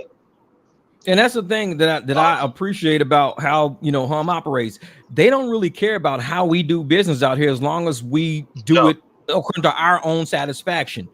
They don't really, Yeah. as long as we pay our subscription fee, they're providing the insurance for us. They don't tell us how to run our business. They don't say anything. They are like the perfect silent partner to deal with. Like, I don't got to hear from Chris. I don't got to hear from Garrett for months. And I'm just out here doing business, generating business, they don't talk to me every single day. They don't try to talk to me all the time. They just know, we know he's out there doing business because we can look and see he's doing rides using the app. And what they get from me is my money just transfers in. All my subscription fees go to them. Anything I do at the airport, I'll cover it. Don't worry about it. And they know when you have a partner like that, a business partner like that, who's not watching over your back all the time, it gives you a bunch of just like freedom. You're like, oh man, I'm gonna go out and make some money today. I love it. That's why I can't wait to this weekend. We finna do it, man. This is gonna be a good weekend. Yeah, for the most part, unless you get a complaint, you won't hear from them. Except on a Tuesday call, you won't hear from them. And I hear from them just because, hey, sometimes they run things by me, but it is what it is. And and that's it. I mean, we don't get no emails, text messages. We get nothing from them. Yeah. All we do is make money. That's it. And I try, like I said, when people come to this channel, I try to tell them how easy it is to do, set up private rides. A lot of people are scared. And I say, don't be scared to set up a private ride. Have confidence in yourself. And excuse me. And when you have confidence, the rider feels that. They know when you're confident. They know this is a business you do. You've done this before. Your pitch is down perfect. When you're kind of acting sketchy and weird and shit, they feel that energy. When you're acting not confident, they can feel that energy. So approach, like when I pitch somebody, first thing I do is say, hey, how you doing? Say, you know what? I don't know how much they charge you, and I really don't care. But this is what I'll say. Here's my business card. If you go directly through me, it's going to be a much more fair transaction, because these apps, like I said, on this ride right now, I'm getting $14. They go, damn, you're only getting 14? We paid $29 for this ride. I was like, yo, I'm only getting 14. Well, cancel. I'll just give you the $30. I'm like, all right, let's do it then. I'll cancel that shit. I'm like, they're going to try to send you another ride. Cancel that one. They'll give me on the back of my card, it's my Cash App, Venmo. They'll send me $30 real quick. I mean, converting is like easy. Because once people realize that they're making a transaction better, they're the ones controlling transaction. They're controlling the energy. They're making it better. Everybody wants to do something to make your day better. Everybody wants to make your life better. When you let them know you are making my life better right now by allowing me to cancel this, you're making my life better. They feel they did something good for the day. They like, damn, I'm glad I can make your day, bro. Trust me, you really did make my day. And and in using Square, I mean, I've just started doing this now where I don't even tap the card anymore. I just send people invoices and say, hey, I do that quite a bit. Just pay this invoice. So when because one guy he's got the American Airlines fucking Vice Admiral fucking operations card. It's a big, thick fucking metal card, and we have a hard time always trying to get it to clear on the back of the phone. So I said, you know what I'm going to do is I'm going to send you an invoice. You just pay that invoice, and you can. I said, when we get to the airport, get in, get to your gate, settle down, go to the Admiral's Club or whatever. I said, and then pay me. All right. Half the time, I send it to him 5 minutes before I show up, and he's already like, all right, I got it paid already. Don't worry about it. All right, cool. There you go. And people really like that now, because now I can just say, hey, when we get to the airport, we don't have to worry about, hey, you can get out, I'll get your stuff out, and boom, you can go. Gone. There's no freaking trying to, is this card working or not? Blah blah blah. But the card doesn't work, hey, use another card at your leisure. We don't have to sit here while fucking Joe Schmuckatelli in the orange coat or the orange vest keeps walking back and forth. Keep it moving. It's like, bro, I'm trying to get paid here. Keep it moving. Dude, can I get paid? Hate them dudes, man. It's like they take their job too damn serious. And like I said, Kev's right. When you get really good with your clients, when you're really good with them, you can send them invoices ahead of time. You can send them invoices on Square. You can request money on Venmo or Cash App ahead of time to let them know, hey, listen, this is what I'm going to do. One of my clients, she just messaged me. She's trying to get a ride on August the 9th. And she already sent me a message saying she's going to send a deposit for the August the 9th ride. I don't know where it is in here. but she's messaged me yesterday. When you start doing that, you could get paid before you're even doing the service because they want to lock in that ride with you. They trust you enough to pay ahead of time. That's how you want to be with these clients. You don't want to, once they know you're not sketchy and scary, you don't want to scare them. I'll be like, listen, you can pay me ahead of time. It's totally fine. You don't have to wait till the day of. Hey, here's the invoice right here. You can pay it down that day, and they'll just pay it on the spot. Hey, I already paid it already. I even put a tip on there for y'all. Cool, thanks. Shit. See you in a day. All right, bet. Yeah. And it, like I said, it works. It works. A lot of people got to understand how we do business out there, and we try to educate people on how to do it. We're contractors. We're not Lyft drivers and Uber drivers. No. Don't do that to yourself. No, I always tell people too. I said Uber driver. When everybody talks about an Uber driver, it's some kind of joke. I said you don't want to be a joke. You want to be a private driver. I'm somebody's driving service. You know, they're calling me. Hey, I need a ride. All right, boom. Here we go. That's it. Oh shit! I've already got somebody booked here. Hang on. I'm going to put you in touch with one of my other drivers. And they like people, and that's what a lot of my clients like about me is I take control of the situation. Yeah, you're a concierge service, man. Boom. Yep, you're like travel concierge. You say if I can't take you, you're still gonna get there. Oh, don't worry about it. I got you. All I need to know is a time and a date. All right, okay. This is the driver who'll be showing up that day. This is the car. This is what he'll be driving. Your travel concierge service. All they say is I need, and you say it is taken care of. Don't worry about it. And with the apps, they're gonna get declined, canceled, running late, end up having to take a taxi because the apps are not paying enough money. I even had that. The lady asked me the other day. What you say? She's like, "How did I get you?" Some guy named I think it was Joe was supposed to pick me up. I said, "Well, Joe, one of two things happened." I said, "Joe may have been working all night and said, hey, he's going to use your ride as his last ride of the day." So he accepted that 3:30 freaking, I'll show up at your house. I said, but what happened is either Joe at midnight wasn't having a good night. So he's like, screw this. And as long as he cancels an hour ahead of time, he doesn't get charged for canceling. So he canceled on you. I said, or Joe had a really good night at 2:30 in the morning. And he's thinking, man, I'm good. I don't need to do any more. And he cancels you again anyway. I said, that's how that happens. I said, I said, I'm just out and about. I said, I don't do reservations. And, I said, freaking, but they give them to me anyway. I said, I got your freaking contact about 2 seconds before I texted you saying I'm on my way. It's just like. And see, and I'm noticing that Lyft is doing that a lot. Lyft don't wait until you go and schedule a reservation. They'll send you the reservation. So when you click accept on it, you'll see something on there. It'll say like reservation, and it'll say something like 19 minutes. I'm like, what? 19 minutes? I'm 2 minutes away from the person. What do you mean 19 minutes? I'm like, hell no! I'll cancel that shit so fast. I'm like, I'm not about to sit in somebody's house for 19 minutes. Well, I'm 2 minutes away. What was that? I get the other way. What was that? I get it the other way, the opposite way. I get you're 9 minutes away, but the scheduled pickup time is 5 minutes from now. Oh shit! Well, that sucks. Hit the 60.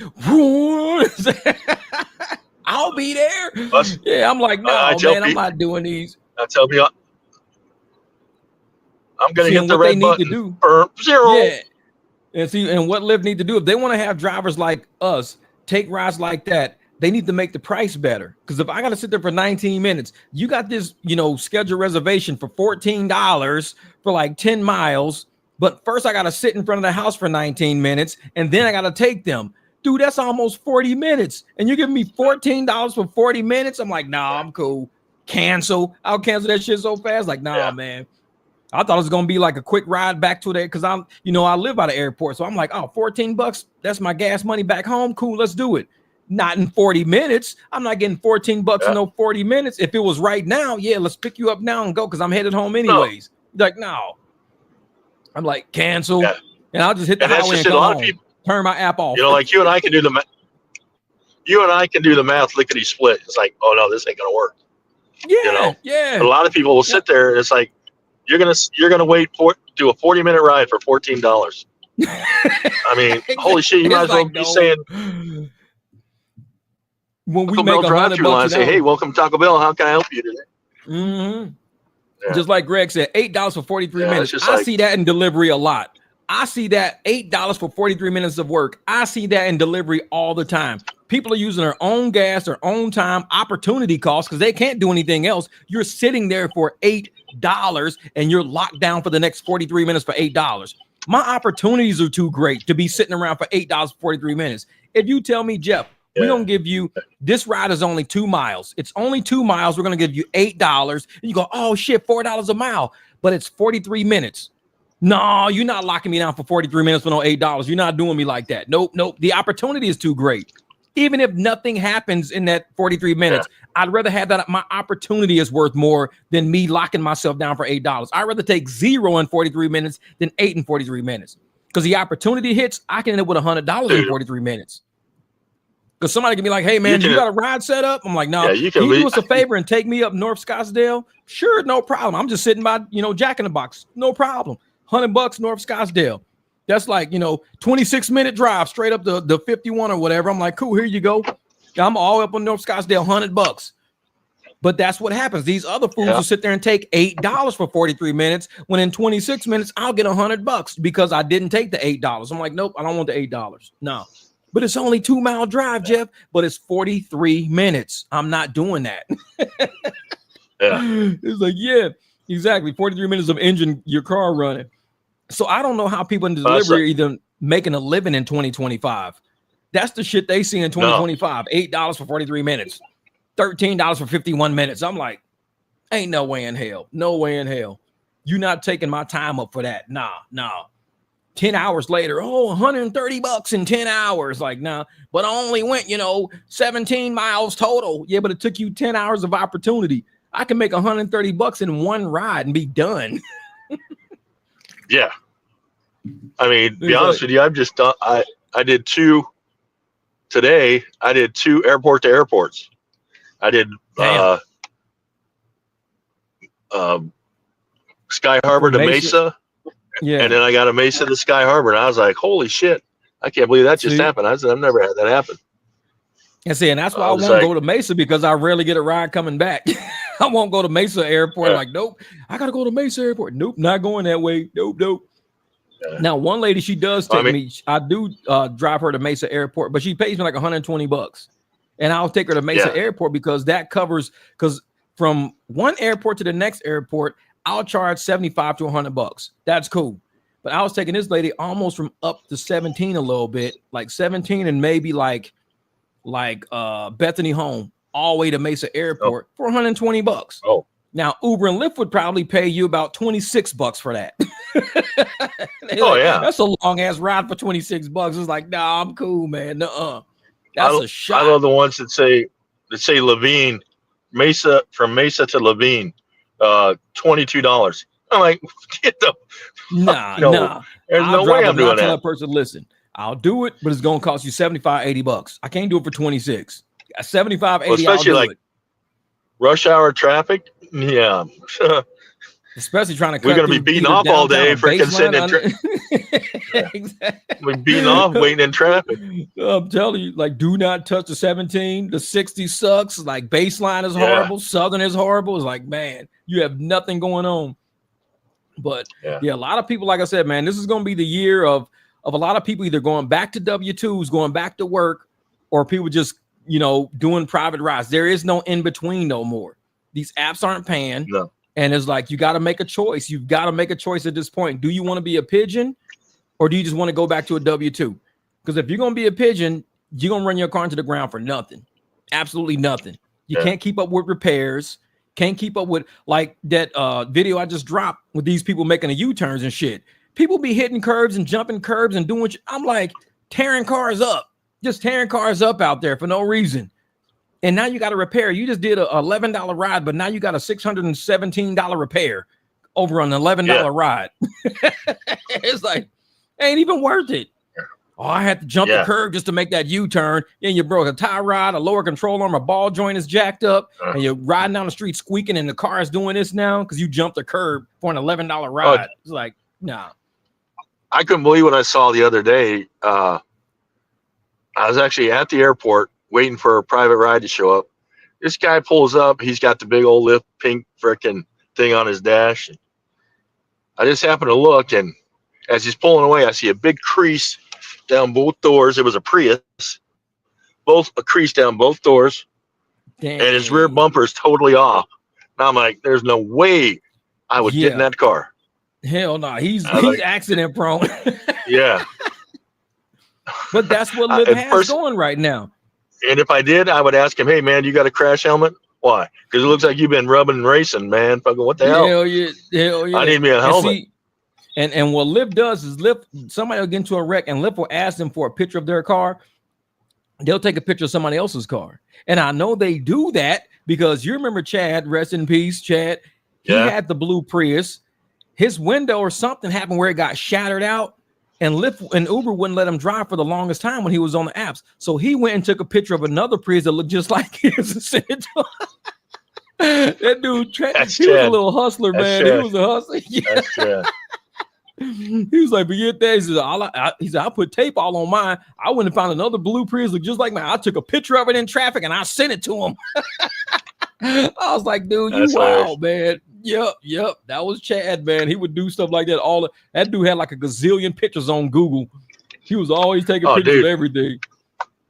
And then that last car of his, oh my goodness, with the fucking beacon on top and the beacon and a million stickers, man. And then the hood that wasn't quite aligned and holy shit, dude. He was renting that car from somebody. I'm like, that's what I'm saying too. You're renting this thing? I'd take it back, man. Get a new one. Hell yeah. It's like, that's the car that somebody owns, man. It's a piece of shit. Like, you don't rent a car like this. Well, man, Jad was doing his own thing, man. He was always doing his own thing. Yeah. Yeah, man.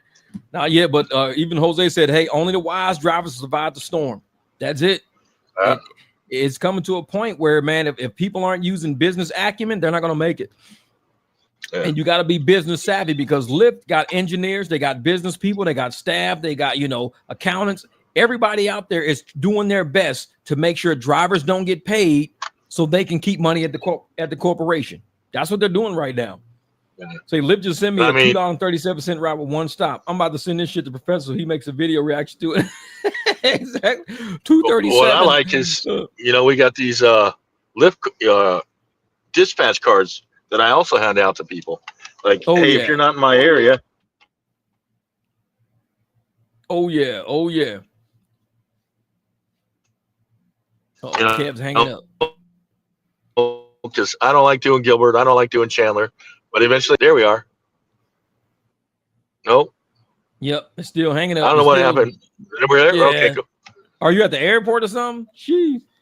No, I'm out here in freaking BFE. That's what it is, man. South Apache Junction, as I call it. No, they ain't got no towers out there. What, like Ellsworth and Elliott and all them streets over there? No, I'm out at Ironwood and Ray. That's where I live. Yeah, you way out. Yeah, you way out. Jeez. The Casa de Bighorn is way out here. Man, if you say Ironwood, you're far. Yeah, I'm in a different county even. No, exactly. I live in Pinal County. You ain't even in Maricopa no more, man. It's like, jeez, what the hell? You probably in a Texas county or something like that. Like, dude, you partly in Texas right now. Oh, dude, I'm where the people only have one or two teeth. Every other two. No, hell no, exactly. Dude, there's some times I pull up into some of these people, I'm canceling right away. I'm canceling immediately. Yeah, well, I tell you what. You know how we all made fun of that dude with the Prius that wouldn't let that fat chick in the other day? Yeah. Or a minute or so ago. That rapper. I had one of those the other day. I said, "I'm sorry, ma'am, I can't let you in here." And she's like, "Why?" I said, "Because the seatbelt is not going to go around you." And she's like, "So?" I said, "Well, so?" I said, "What happens?" I said, "If we get in an accident," I said, "I don't know how much you weigh and I don't care." I said, "But you're going to be flying forward. I'm going to get squished." I said, "I'm sorry. No, that ain't happening." I said, you're a safety hazard. I said, that's why.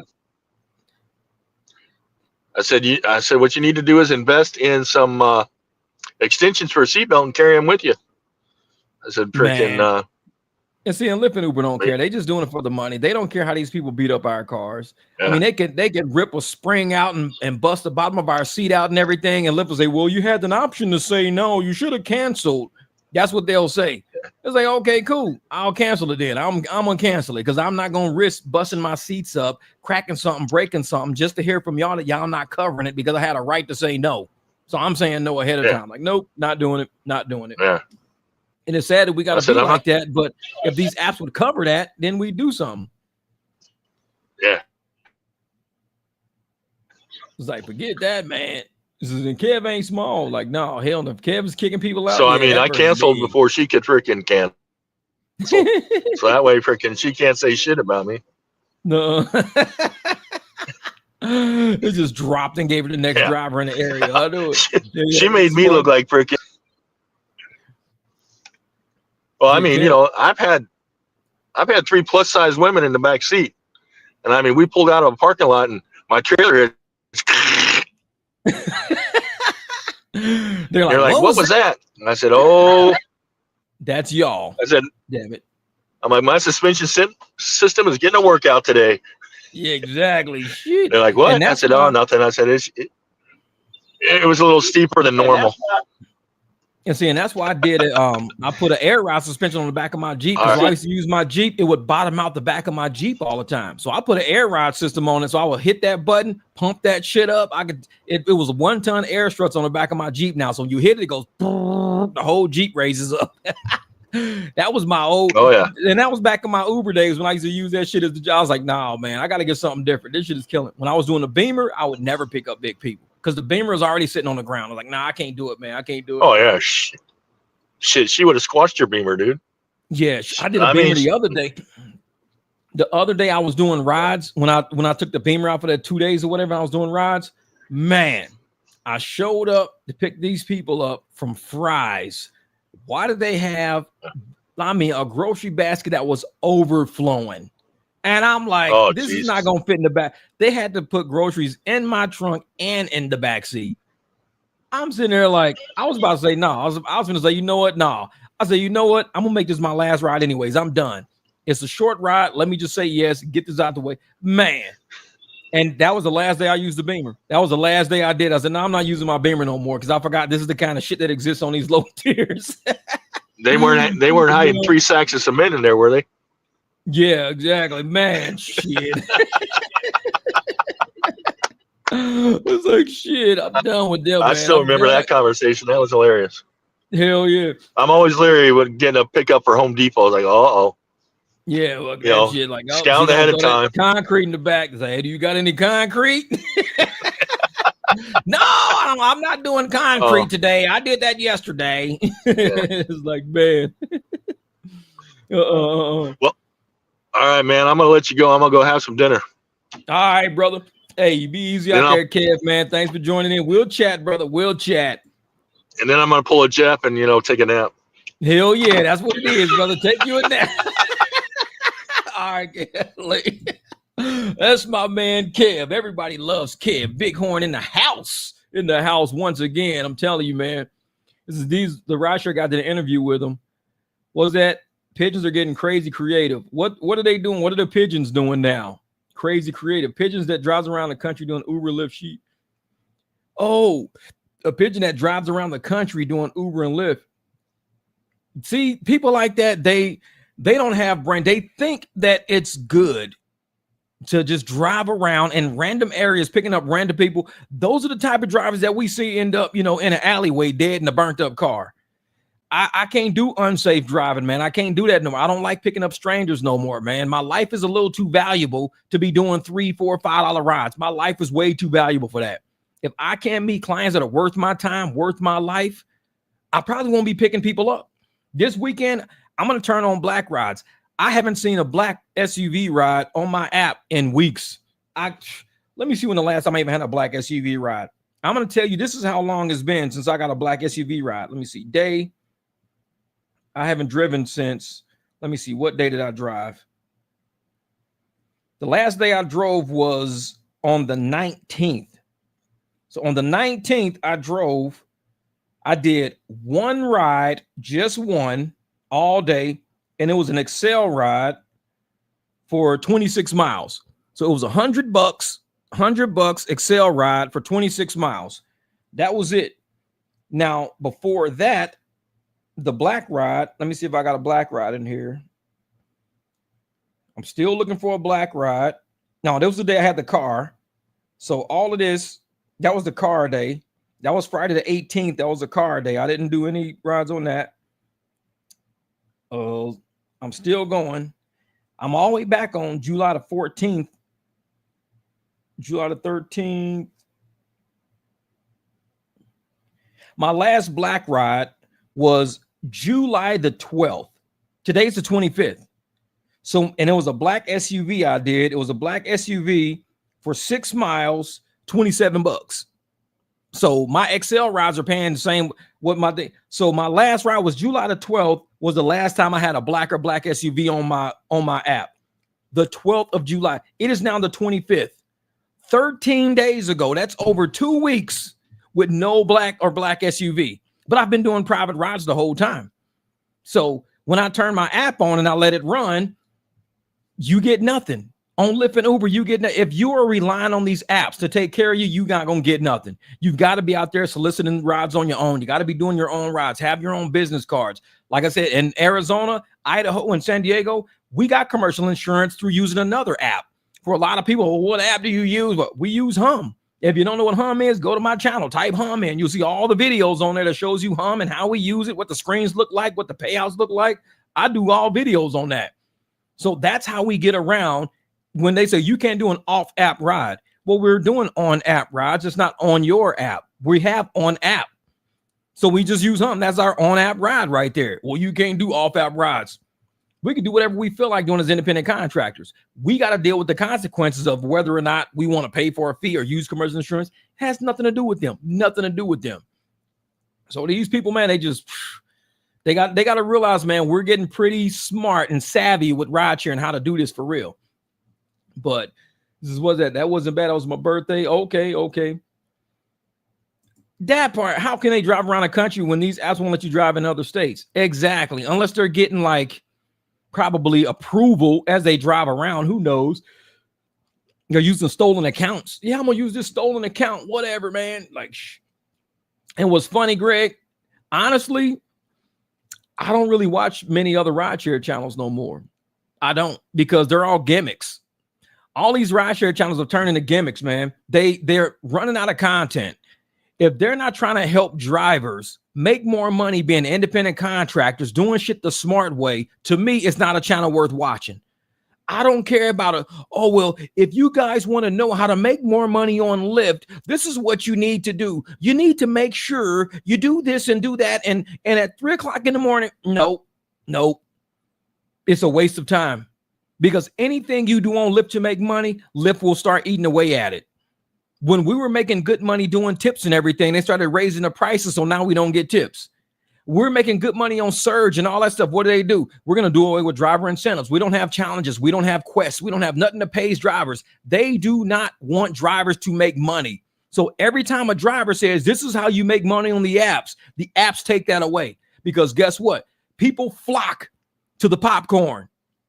This is how you make money. People flock to it. Really? Where? How do we make money? Really? And all of a sudden, it ain't there no more. You're like, wait a minute, I thought you said this is how to make money. They suckered everybody to go to that app, to start driving for a good week or two. And after a week or two, you back at square one again. You're sitting there like, shit, this is fucked up. I thought you said that we would come to the app and make a lot of money. Oh, yeah, we said that to entice you to drop that app. And that's what Lyft and Uber is knowing that shit. Lyft and Uber says this channel tells people to drive on our apps. So support that channel. Throw ads on that channel. So when people watch that channel, this person keep making content all the time, all these idiot drivers flock to that channel and they drive for the apps in a crash course for a whole week or two. After a week or two, they realize they ain't made no money and that app done bullshitted them. People drive, oh yeah, man, I'm making $1,800 a week still. But they won't show you how much time they drove, how many miles they drove, how much gasoline they used. I made $1,800. It's like, bro, you drove 2 apps for a total accumulative of almost 100 hours. You drove 2 apps for about 100 hours cumulative time to make $1,800. We used to make that shit in 40 hours. You're driving 60 more hours than normal. No, we can't do that. We're not doing that. They won't show everything. They won't show that, man. A driver with money don't need to blog on, which is their biggest fear. Exactly. And they're scared to pay drivers because once you pay drivers and drivers can make money and they say, hey, you know what? We don't really have to, drive 10, 12 hours a day. The apps are upset because what is Derek telling investors? He's saying, driverless vehicles are booked more than 90% of the time greater than human drivers. Well, you wonder why, because driverless drivers, they can't decline a ride. They can't cancel a ride based on the level of pay. I mean, you're saying driverless vehicles are booked 90% more than a driver vehicle. The only way that it's booked 90% more is for one, if the person wants driverless, which a lot of people won't do. And for two, a driverless can't decline. So if you're saying that a driverless vehicle is booked 90% more than a vehicle with a driver, the investor should be like, why is that? Are you just not paying drivers? They should be asking that question. Are you not paying drivers? How come these drivers are turning down these rides? What are you not telling us? Also, you're just saying fees. For a $50 ride, you're charging $27 in fees. Nobody's doing that shit. Who's paying $50 for a ride when $27 is tax? So the ride is $23 and you're saying $27 in taxes makes it $50. Nobody's doing that. Nobody's doing that. Oh yeah, channels pitching, chasing AR now. It's still channels out there with that old ass train of thought. Oh, you have to make sure you get all the $2 surges you can get $2 surge. Make sure you link rides together and make sure you do shared rides and do this. That shit is so like 2011, 2000. Like nobody's driving like that no more. Because anybody driving that much and that many miles, they're putting themselves at risk. They're putting their vehicle at risk. I keep my car off the road. I will not put my truck on the road unless there's money out there. I can make $400 or $500 in like 2-3 days, not even driving that much. So if I'm making $400 or $500 in 2 or 3 days, that means in 6 days, I just made $1,000 and I'm barely even driving. 6 days, I made $1,000, not even driving. These guys are driving balls to the walls for 6 days straight and they barely clipping $1,000. And I'm like, nah, so something's not, these channels ain't telling everybody the truth. They're not telling everybody the truth. But these apps love it because the apps are like, YouTube, keep promoting those damn channels because if you keep promoting those channels, those people are driving like balls to the walls and we ain't even paying them nothing. You promote a channel like Jeff's, there's a lot of smart ass people out there now. We got a lot of intelligent drivers because you keep promoting people like Jeff out there and Jeff ain't got none but geniuses on his damn channel. All these damn drivers out there making bank. All these drivers are converting rides. All these drivers got private rides. You promote his channel, you're promoting our destruction. We're trying to use drivers as idiots, but yet you're promoting Jeff and he's educating riders and he's making them smarter and he's giving them money. No, we can't have you promoting Jeff. So what does YouTube do? YouTube says, well, when Jeff does other content, we're going to really promote that. We're going to stop letting Jeff do rideshare content. Yeah, I know it.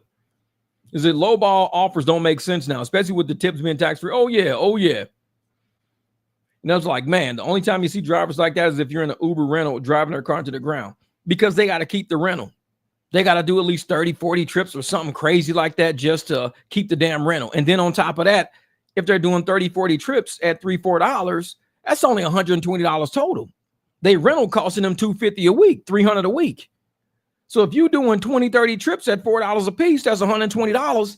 You only paid for half of that rental. You ain't covered the gas yet. You ain't covered your home bills yet. You ain't covered none of that yet. You just made $120 on a car you rent for $300. You still got another $180 to go before that car is even covered. Now that the car is covered, now you got to cover the gas you spent all week. Once you cover the gas you spent all week, now you got to start worrying about your home bills now. At the end of the week, after you done rented a car, gas it up, drove that shit into the ground, you walking away with $600, $700 in actual profit. But you done work 70 hours. You making $10 an hour. $10 an hour is what you making. $10 an hour after paying for this rental. And they love when people rent them cars. Because when you rent a car, you're giving your earnings to a corporation. When you rent a car, every dime you making has to cover that car. Because if you're not covering that car and the fuel in that car, you're not going to keep that car. So everything you're earning is going right back into corporate. You're taking money out of your community, giving it to a rental car company place, hoping and praying you make enough profit that week to actually take some home. If you don't take none home, guess what? You just work for free all week. You work for free. Uber made they cut on every ride. The rental car place made they cut because all your money that Uber didn't take, you turned around and gave it to the rental company. So every ride you're doing, you driving for free. You driving for free until you hit that 0 point. You start off in the hole, negative three. Here you go right here. You negative 383 in a hole before you even start your week. Negative 383. So on Monday, we starting off at 0. They starting off at negative 383. So they're like, okay, cool. This is what I'm going to do. I got to hurry up and make $400. So I got to drive 2-3 days. Well, you're using gas for 2 and 3 days. You wasting opportunity for 2 and 3 days. Your rent's generating for 2 or 3 days on your house. Your power bills are generating for 2 or 3 days. You've been eating food for 2 and 3 days. And you just trying to use those first 2 and 3 days to get that $383. So it's a cycle of poverty, a huge cycle. You ain't even running. You ain't even taking off nowhere. You negative 383 before you even start. Once you cover the 383, you still got to worry about the food, the power, the gas, all that shit. You like, man, I'm still in the hole. By the time the end of the week gets here, at the end of the week, guess what? You profited maybe $400, $500, $600. That's it. Every other thing you just gave away. You telling me you can't find a W-2 that pays you $500, $600 a week? If you're working 40 hours a week, and you getting $20 an hour, that's $800. And you ain't starting off 383 in a hole. That's $800. Knock taxes off of that, you're probably taking home about $650, $700. And you ain't did nothing but just going to somebody's building and work. You ain't ran your car into the ground. You ain't spent a ton of money in gasoline. You ain't paying for no rental car. You up. You like, damn, I just made $650 take home. The rest is taxes, $650 take home. And I ain't even waste my time and money. I ain't have to do 60, 70, 80 hours in the road. I didn't got to break my back. I ain't got to put myself at risk for all that. But yet they scared to go get a W-2 because of my freedom. I get my freedom. If I rent a car and I get my freedom. If I just rent a car and I just do it, this is my freedom. Nah.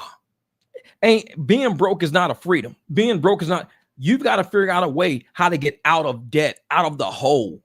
Sure, spend money to make money. But these rentals and all this shit going on, you're giving money to corporate America.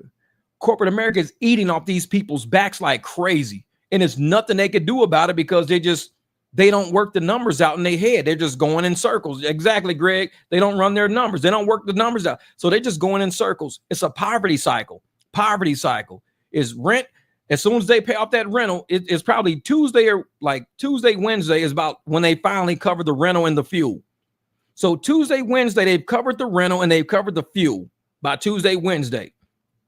So Thursday, Friday, Saturday, those 3 days are the only days that they're really making money. So they've got to try to hurry up and make $200 a day for 3 days straight. Because if they can make $200 a day for 3 days straight, that's at least minimum $600. Because the first Sunday, Monday, Tuesday, Wednesday, that covers the car. That covers all the fuel the car is going to use for the week. That $600, that's yours. So they giving away 3-4 days a week. They just giving it away every week. You giving away 3-4 days of your life every single week. I don't care about Monday. I don't care about Sunday. I don't care about Tuesday. I don't care about Wednesday. Just giving that shit away every week. Just giving it away every week. Say, bro, what you do last week? Well, I really didn't start living my life till Thursday. My Sunday through Wednesday, I was living for corporate America, paying off they shit, making sure they corporate executives was eating, making sure they employees and they staff was getting paid checks, making sure the rental car company had lease space payments. That's what I did with my Sunday, Monday, Tuesday, Wednesday. I was taking care of corporate America. Now Thursday, Friday, Saturday. Now I'm eating now. I eat 3 days a week, but I feed everybody else 4 days a week. It's the most backward shit I ever heard. No, you don't do that. You get private clients. Then you eat every day. Private clients, you eat. When you do a $50 ride, there's $50 in your pocket going towards your bills. It maybe cost me $90 every week and a half. Every week and a half, I put $90 in that truck every week and a half. The Beamer, like I said, it could be once a month I put gas in that. I'll probably put $60 once a month. So $60 of gas in that Beamer lasts me whole 30 days because I don't drive it that much. But I'll put $90 in the truck every week and a half. One ride's $100. That covers my gas for the next weekend. So everything I do after that is all gravy. It only costs me $575 a month for that truck. Divide that by 30 days. That's less than $20 a day. I'm only spending $15 to $17 a day driving that truck. $15 to $17 a day driving my truck. That's it. I can make $15 a day. I could do a Lyft ride for $15, and that basically covers my truck for the day. Now, I could probably, spend about what?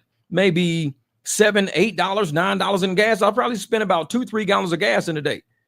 So, because 1 gallon will get me about 20 to 24 miles. I'm only going 60, 70 miles a day. So I'm using about 2-3 gallons of gas. So that's only maybe at $4 a gallon. It's about $12. So I got 15 for the truck, 12 in gas. So I'm at $27 for the day I'm spending on that truck. $27 a day is what it costs me to run that truck. $27. That's it. So you telling me I do one ride for $30, the truck is out the way. Everything after that is my life now. Everything, it's my mortgage, it's my food, it's my whatever I feel like paying, dog treats, whatever. But the first $27 I make gets the truck out the way for the day. That's even if I drive it for 2-3 hours that day. $27, truck is done. That's the payment on it, everything. It's done. Gas, payment, it's done. But yet these fools out here renting these cars, they's probably spending close to about $80 a day on a truck. On a car, about $80 a day. I was saying they're between 60 and 80, and they don't even own it. About 60, $80 a day. They running these cars into the ground. They got a full tank of gas they running through just to keep it going. All these rides they got to do, plus they got to pay the rental fee. Because at almost $400 a week, let's say $400 a week divided by 7 days, that's almost what? $60 a day. So almost $60 a day just to rent the car. $60 a day just to rent it, where I'm at $15 for my car note. They're at $60 just to rent it. I'm at $15 to pay for mine. Then my other, like I said, $12 is fuel. They probably run through a full tank, $20, $30.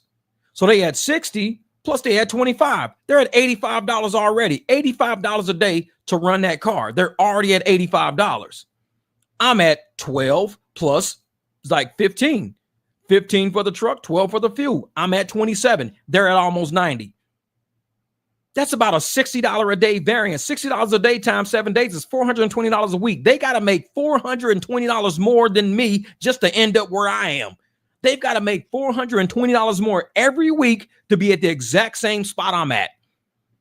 So imagine if we made the same amount of money, then I'm $420 up every week. $420 up every week means in 4 weeks, I'm up $1,600 a month over them. $1,600 a month, I'm up over them. I'm over them $1,600 because I'm making exactly what they make, but they're spending that $400 out the door. I'm keeping it. So they're like, well, shit, I'm never going to get ahead because if he's up $1,600 a month on me and I'm spending $1,600 a month just to end up where he is, I'm spending $600 more.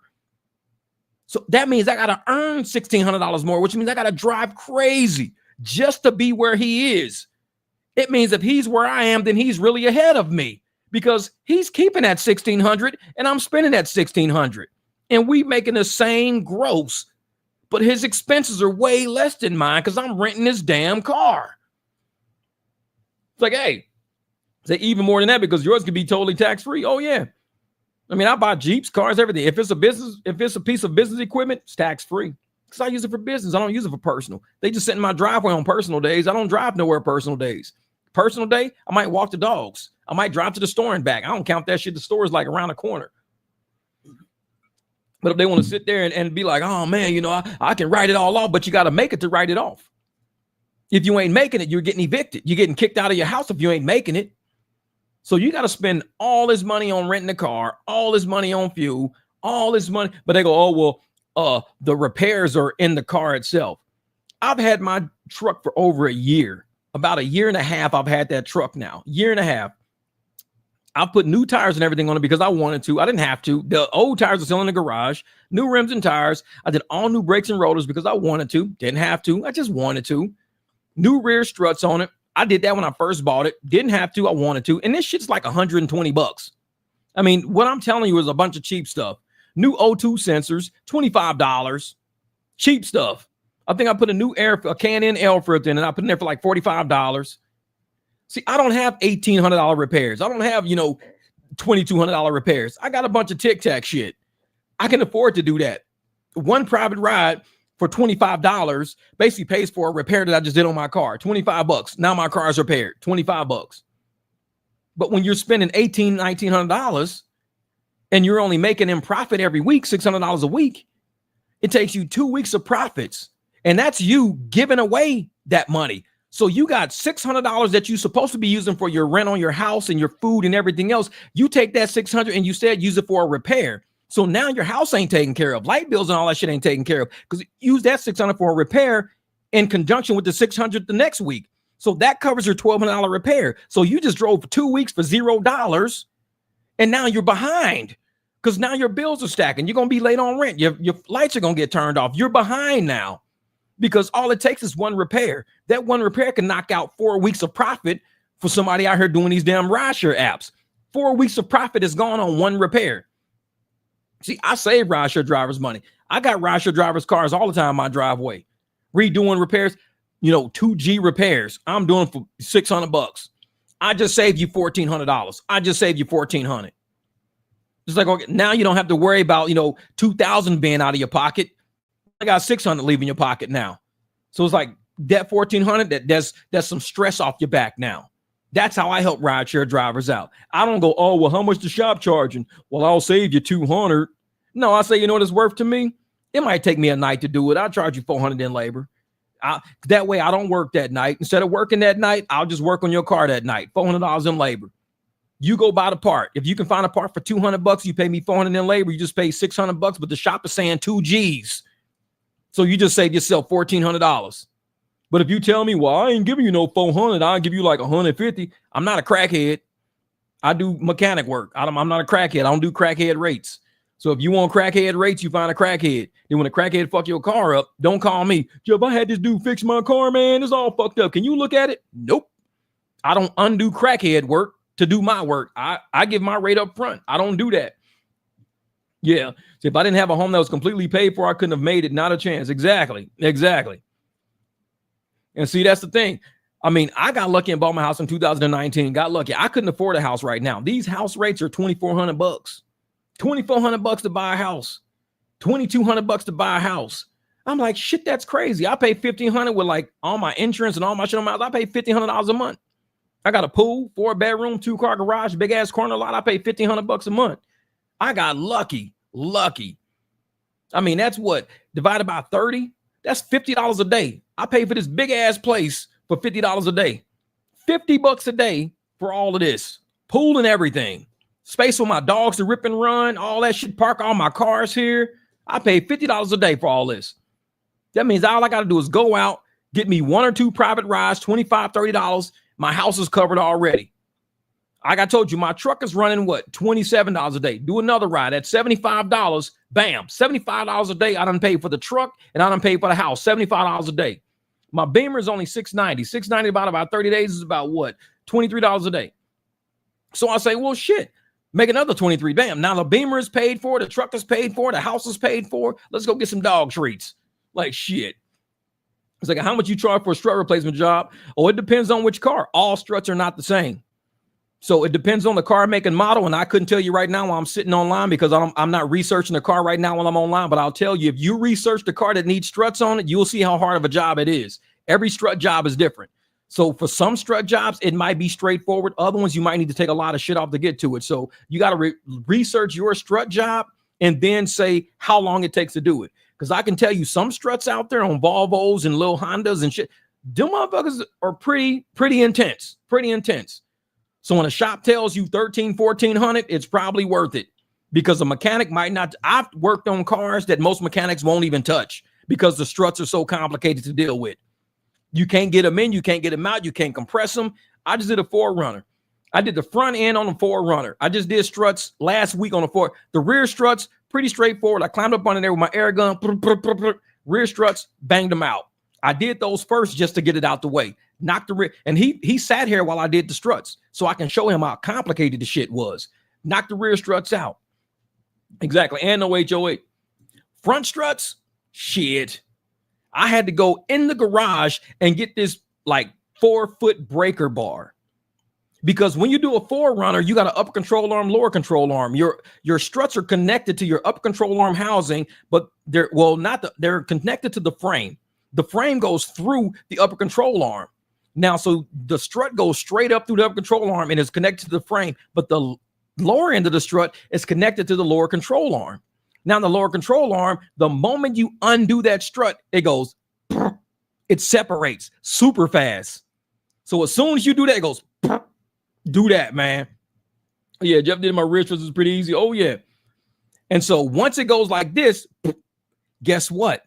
When you put the new strut in, the new strut stop here, the lower control arm stops here. And if you try to match it up, it's not going to match up. So you think, how do I match it up? Because once you match it up, it goes up, and now the hole is below. You can't push nothing down to get there. You can't push nothing down to get there. So what do? You stick this bar through. I had to go get that big ass breaker bar. You stick the bar through, you go, and as you're cranking on the bar, somebody has to slide the bolt through. If you don't have two people to do a forerunner, you're not getting a forerunner done. So luckily he stayed there and watched, because there was no way I was going to be able to put that bolt back through as I was doing the breaker bar at the same time. After I did the breaker bar, bolt went right through. Bam, done. So it's like, there you go. You still got a clunk in my car. I got busy inspecting and fixing my daddy's busted rust, paying rent like that. Exactly. It's like, man. Oh yeah. The camera struts was pretty easy. Yep. Yeah, I think it was about 100, 150. I think I charged them the struts. Yeah. Because you go to a shop and you try to ask for camera struts to get done, they're gonna charge you about $800. If you say I need rear struts on my camera, you're looking at an $800 job. $800. And I tell people, I do work that the same work shops do, except I do it at my house. I got all the equipment, big ass air compressors. I got tire changing machines, everything in there. I do the exact same work shops do, but I just do it at a reduced rate. Now, there are people whose car I will not touch because I give them reduced rates and they tell me it's not low enough. At that point, I tell them I don't want to touch your car because I don't fuck with cheap people's car. I just don't do it, because this is what I learned. I ran my own shop for 6 years. When you fuck with a cheap person's car, that means they have never maintained it. When you deal with a cheap person's car, when you're working on their car, because they haven't maintained it, some other shit is going to break, or something else that you had to take apart to get to it is going to need to be replaced. And guess what this cheap person going to say? Well, it broke because you touched it. No, it's rusted out. This piece right here can't even reconnect because that rusted out, and this broke right here. Well, you broke it. It wasn't broke when I brought it here, but I'm telling you, it needed to be replaced. I had to take it off to get to that part. So you might as well go get two parts.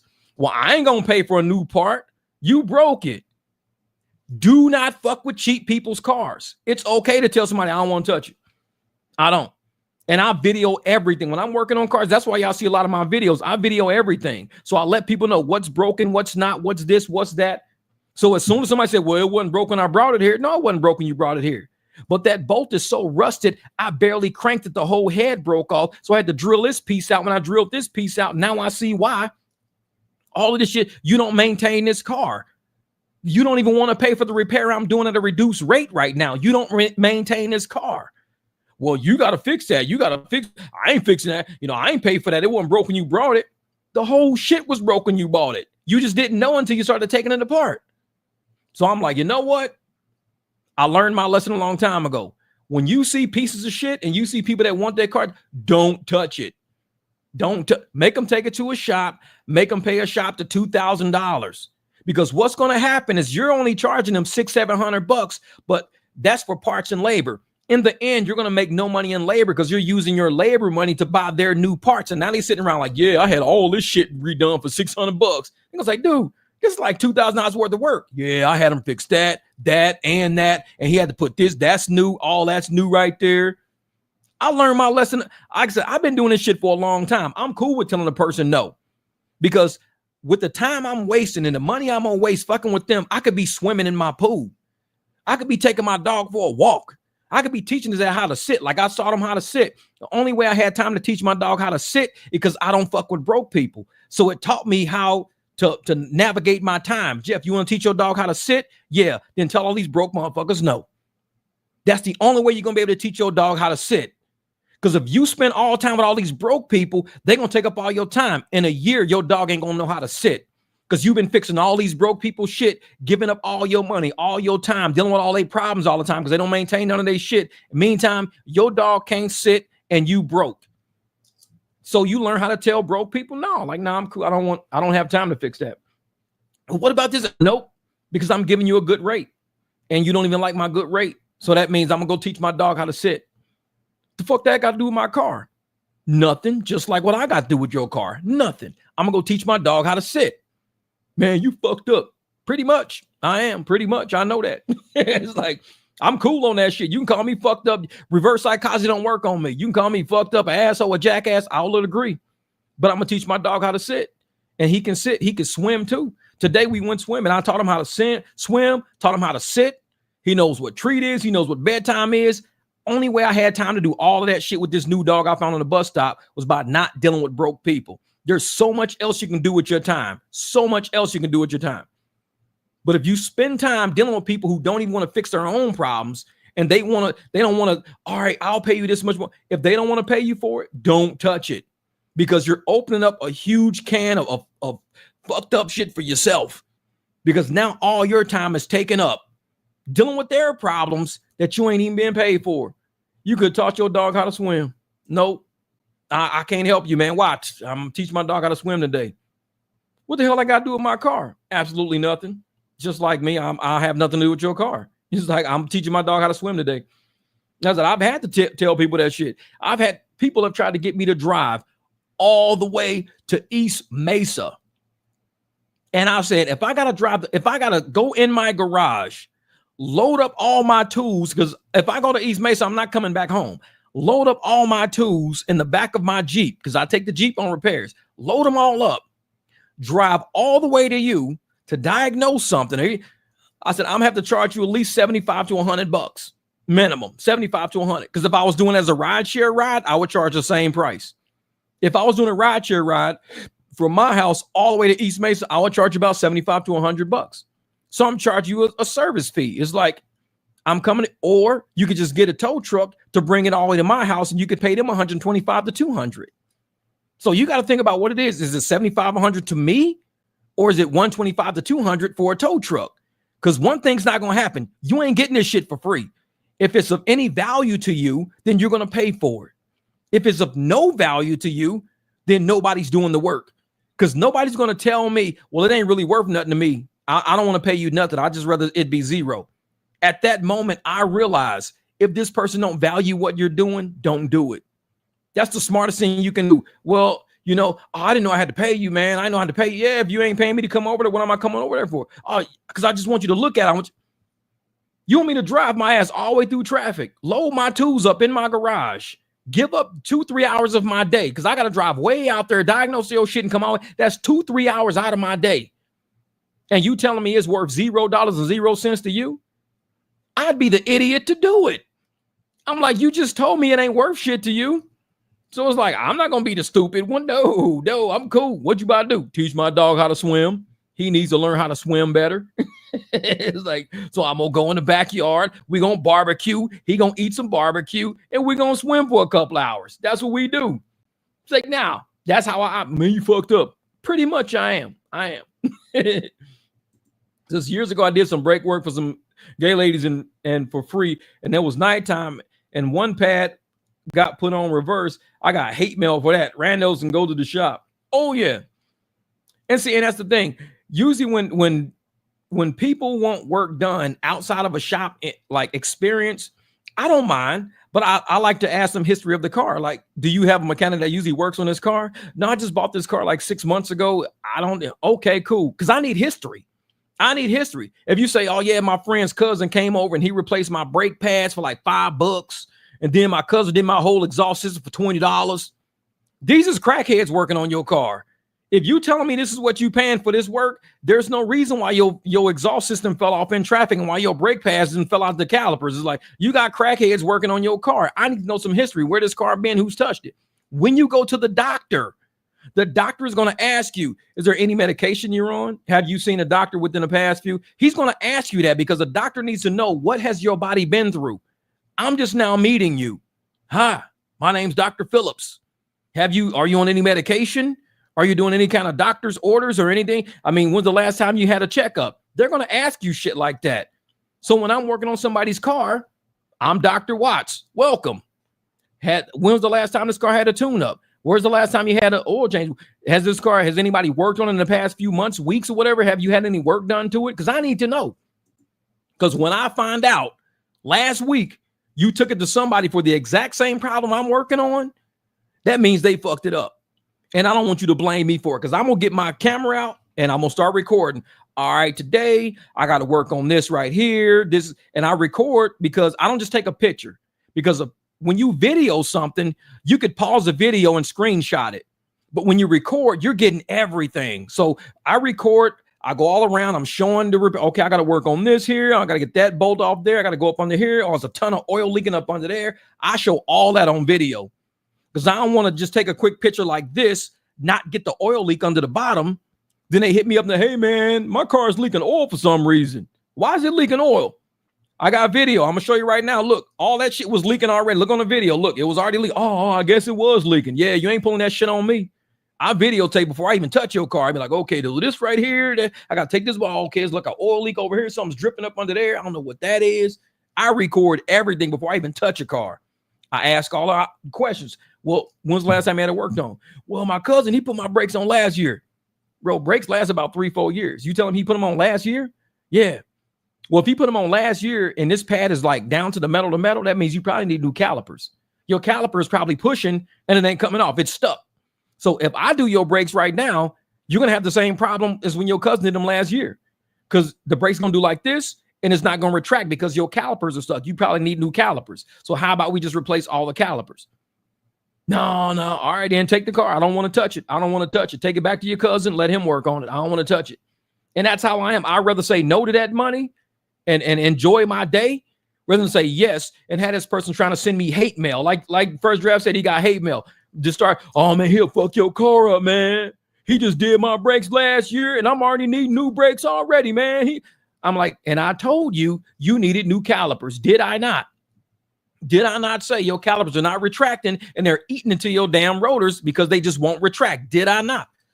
You got to deal with people. Like when you deal with somebody broke who don't maintain a car, man, it's way more of a headache than just saying, you know what? I don't want to be bothered with this car. Really, I don't.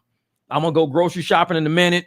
You know, my one dog is having issues. Motherfucker won't lay down when I tell him to lay. He's acting stupid all the time. I'm going to go teach him how to lay. I'm going to go pick up some treats, come home, teach him how to lay down. And like my pit is nuts. If I say sit, he lays down. I stop bothering with him. If I say sit, every dog will sit. He'll lay down each time. There's no fixing that. He has sit in his brain is lay down. I've tried to fix it. I've tried to say, no, Dash, that's lay down. That's lay down. That's lay down. Sit, he's laying down. He's been doing that shit for years. I have given up with that dog. Every dog will sit. The border collie starts trying to copy him now. So when I say sit, the border collie will sit, Dash will lay down, the border collie lays down. I say, no, Bear, get up. You know what sit is. Quit screwing with. So you got one dog teaching the other dogs bad tricks. I'm like, you guys are doing fine, man. It's him. He's the screw up. But I leave Dash alone. That's my big baby right there. He mopes around the house. He's crazy. But that's what I do in my spare time. I rescue dogs. I give them a good life. Hopefully they have a good life. They probably don't like me. That's cool. But I don't put myself out there to where I'll allow other people's energies and problems and shit like that to affect my household, because I'm too peaceful of a person. I'm not confrontational.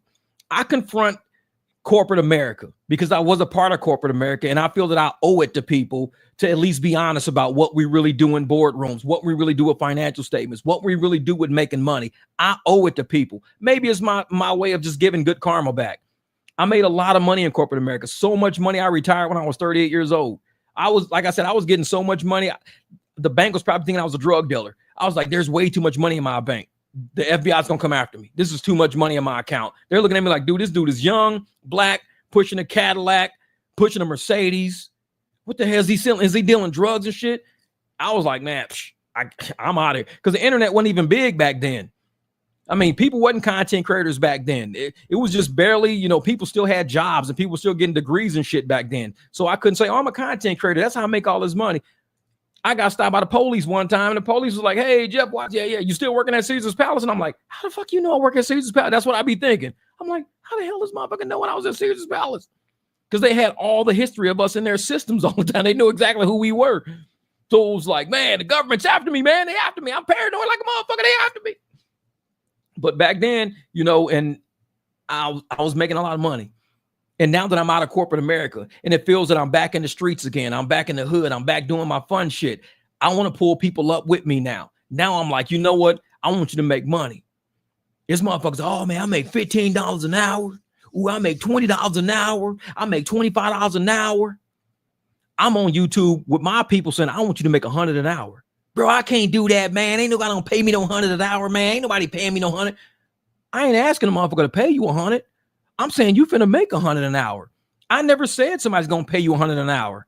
You go to a W-2, you're gonna get 20, 25. I'm about to make sure you make $100 an hour. That's what I use my channel for. I'm giving back like that.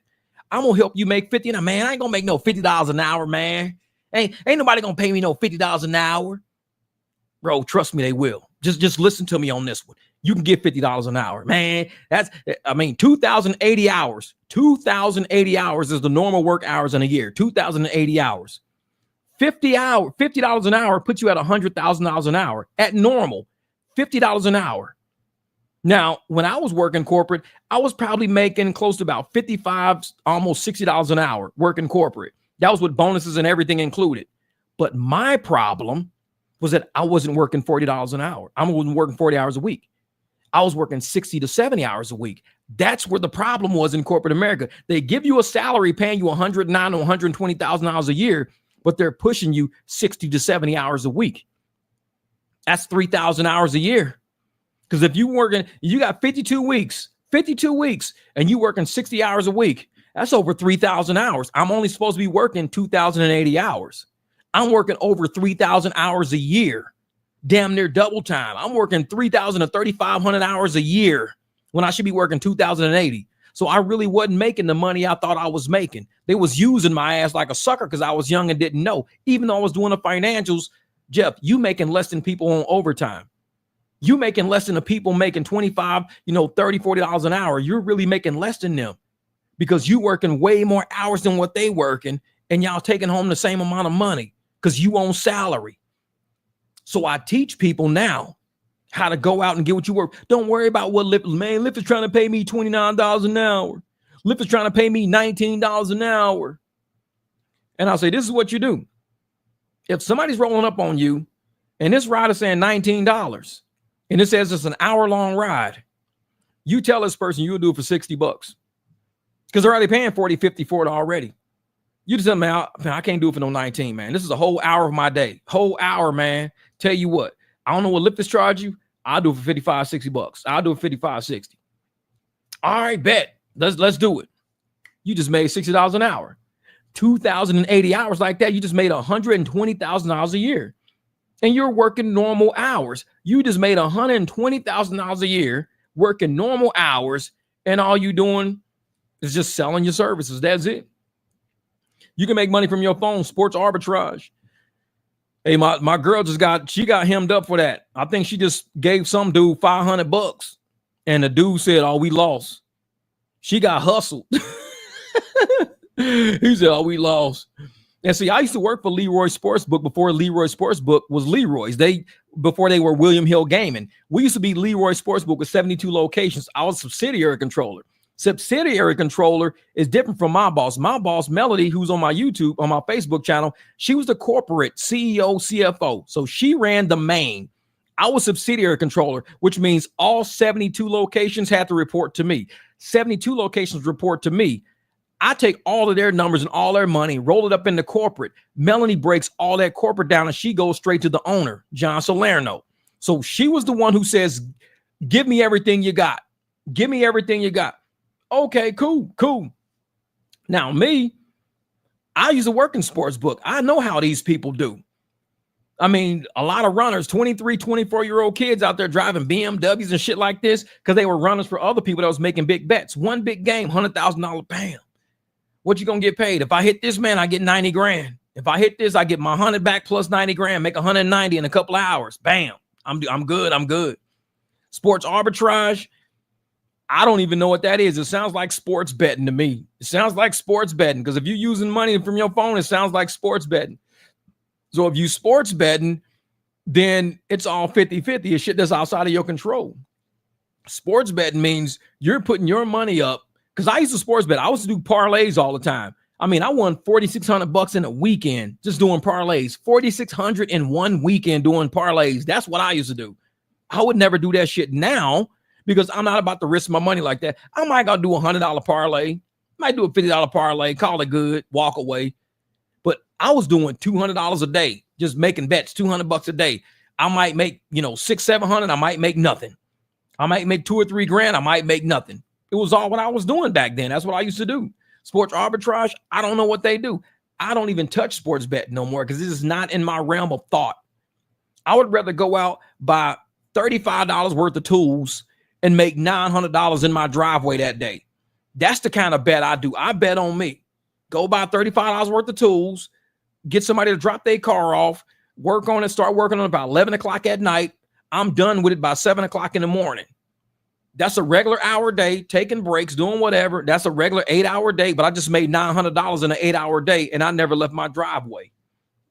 So it's like, man, this is you play two different sports books. You win either way. Oh, yeah, because you're betting for the house and betting for the player. But that's the thing. You're in the middle. So you're in the middle taking a percentage of either way it goes. If the people win or lose, you still get a cut out of it no matter what. But if that was the way that everybody would do it, everybody would be doing it. See, it's some reason why everybody don't do it. There's always that catch to it. When you find out what it really is, that's when you say, okay, the devil's in the details. What is it really? Not just what it is, because just like my homegirl that fell victim of that shit. The dude was like, yeah, this is what we do. We make money. And he's flashing all his money and shit on his Instagram channels, all this stuff. You give me 500. We do this, we do that, blah, blah, blah, blah, blah. And he just can't, yeah, we lost. The fuck you mean we lost? I'm like, I said, you know what? Y'all didn't lose. He probably never bet with your money. He probably used your money to pay his damn car note. He's like, it's easy to say we lost. He never showed you a ticket. The day he bought the ticket, he should show you the ticket, write your name across the top of the ticket, put your name or something on the ticket. He should do something to show you proof of work. Just to tell you I lost. That dude, he just paid his damn car note with your money. Ain't no such thing as I lost. No. If you're using people's money, you better have some proof of work. If I give you 500, you show me that you got my 500, you deal with that 500. Because if you misappropriating that fund, then you probably never use that money anyways. You probably just paid your car note. Like, oh man, I got these idiots paying for my little Maserati I just bought. I just tell them we lost. That's it. No proof. I just say we lost. I keep saying we lost. Every month I tell a new person we lost. That pays for my Maserati. We lost. Motherfucker, you just need to have a license plate on that bitch. The license plate says we lost. That's it. Motherfucker driving down the street, man, we lost. What the fuck does that mean? Oh, that's that dude, man. Don't do business with him. That motherfucker always hit you up. We lost. Motherfucker, that's what you paying for. Like, shit. This is crackhead steal from you. Yeah.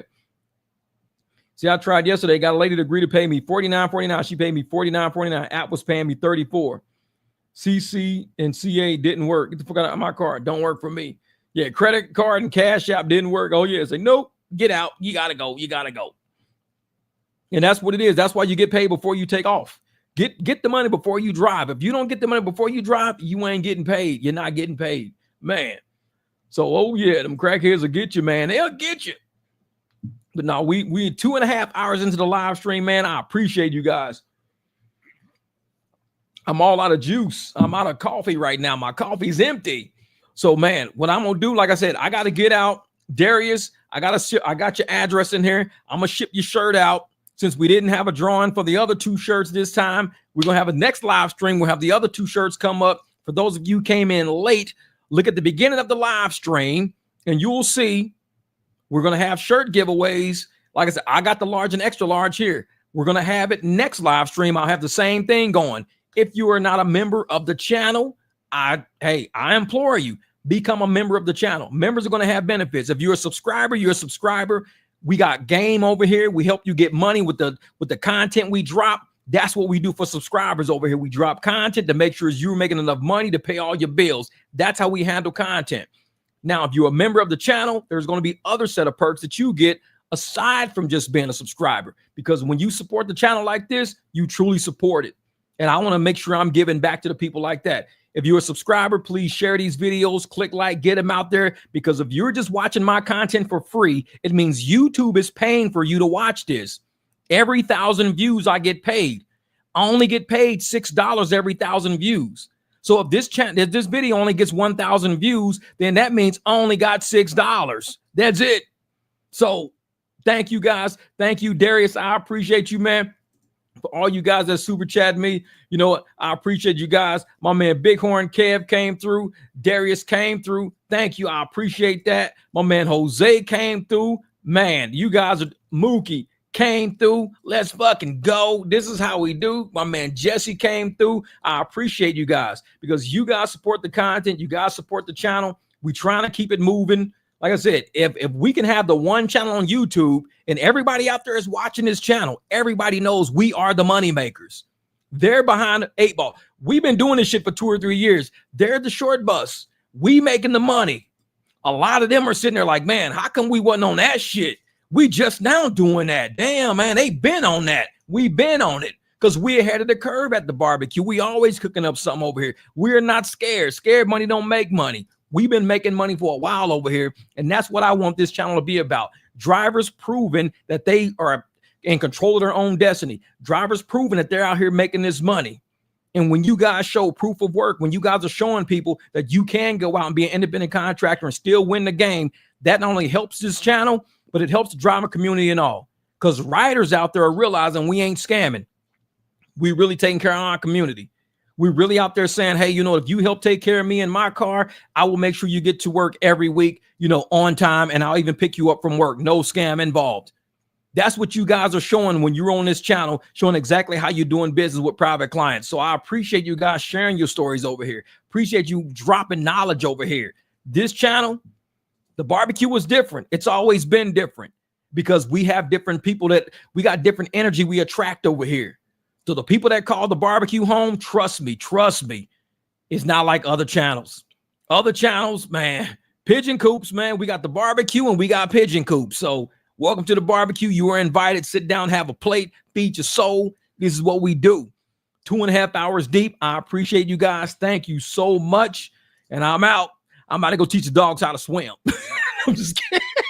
I got to go eat something and do some laundry, man. But then I'll teach the dogs how to swim when I get back from driving. It's only 6 o'clock. I'm going to go out tonight and try to drive, man. You guys be safe out there. Convert, get your business cards, do your pitching, and make sure don't let these riders get over on you.